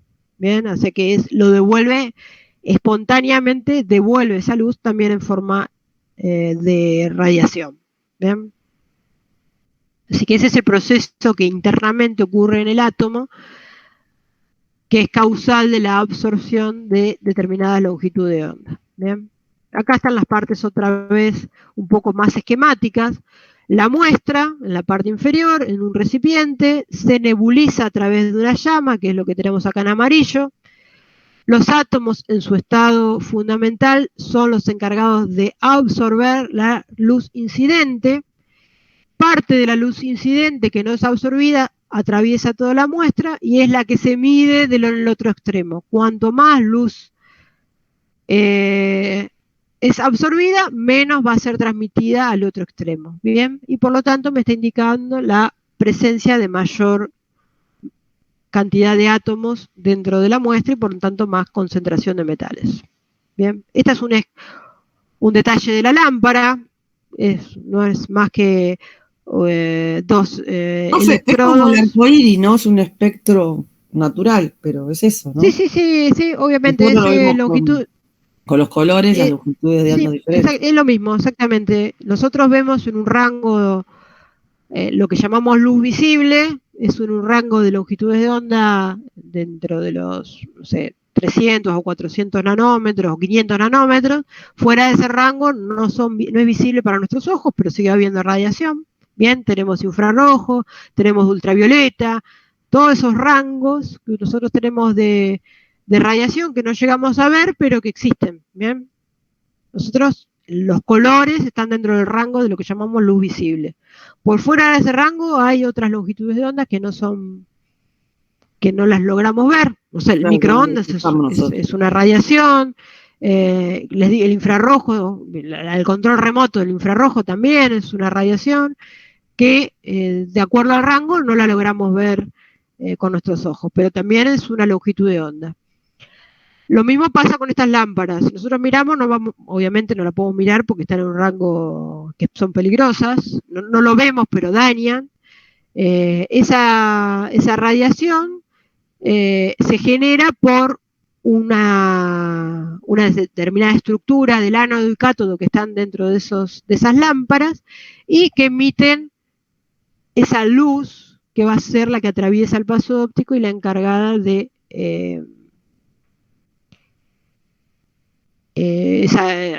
darnos la señal de cuántos átomos hay en esa solución. Por una diferencia de potenciales, ¿no? Exactamente, pasa obviamente en estos atravesos electrónicos. En realidad lo que es un poco más complejo el tema de la lámpara. ¿Por qué? Porque uno de los electrodos está hecho con el metal que se quiere medir. Por ejemplo, el cátodo está hecho de cromo. Si quiero medir cromo, está hecho de cromo. Entonces, ese juego que vimos, ¿se acuerdan? Que la luz atraviesa el paso, atraviesa el átomo, excita un electrón, absorbe luz, y cuando vuelve a su estado fundamental, emite, esa luz que emite es la longitud de onda que necesito para la luz. Entonces, ese juego se da dentro de la lámpara también, con diferencia que lo que hago pasar es una corriente eléctrica. Esa corriente eléctrica ioniza bien el metal, y cuando el metal va y viene en su estado de excitación, emite longitud de onda.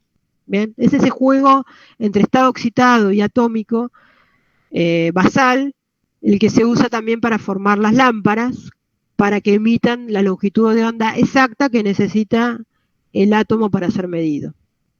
Bastante complejo, pero la idea general es esa. Bien. Les muestro lo último, ya para no robarles más tiempo, es que con esta cantidad de luz que absorbe, o transmitancia, o absorbancia, no me alcanza para saber cuánto. Yo quiero saber miligramos por litro, quiero un dato puntual. Ese dato puntual no lo puedo tener si no armo lo que se llama una curva de calibración, que era lo que hoy te planteaba.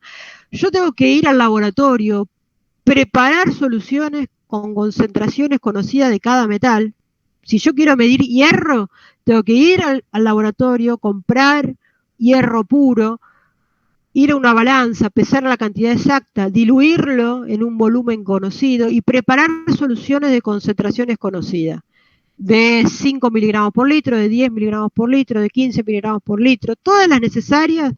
¿Para qué? Para ir al equipo y medirlas. Entonces ahí voy a tener la relación entre cuánta luz absorbe y cantidad. Yo necesito esa relación, esa función matemática que me vincule la cantidad de luz bien absorbida con una concentración, que es lo que yo necesito, por ejemplo, para cumplir la norma de LADA o para cumplir la norma de Akumar, ¿bien? O para saber... Sí. ¿Y eso no está ya tabulado en algún lado? Como, o sea, los 5 No, porque No, porque eso depende de tu equipo, de tus condiciones, del gas que uses para la llama. Vos podrás aproximarte, pero nunca te va a dar con la exactitud que necesitas para medir a los niveles que estás midiendo. Seguramente te vas a aproximar si vas a los valores teóricos, pero te vas a aproximar en un rango muy alto. Por ejemplo, no sé, vas a poder decirme que va a estar entre 5 y 50 o 5 y 100, pero no te alcanza ese rango, esa variabilidad. Vos necesitas saber el valor con más exactitud. Y la única forma de tenerlo con exactitud es esta calibración, y que la vas a tener que hacer en tu equipo y varias veces. O sea, seguramente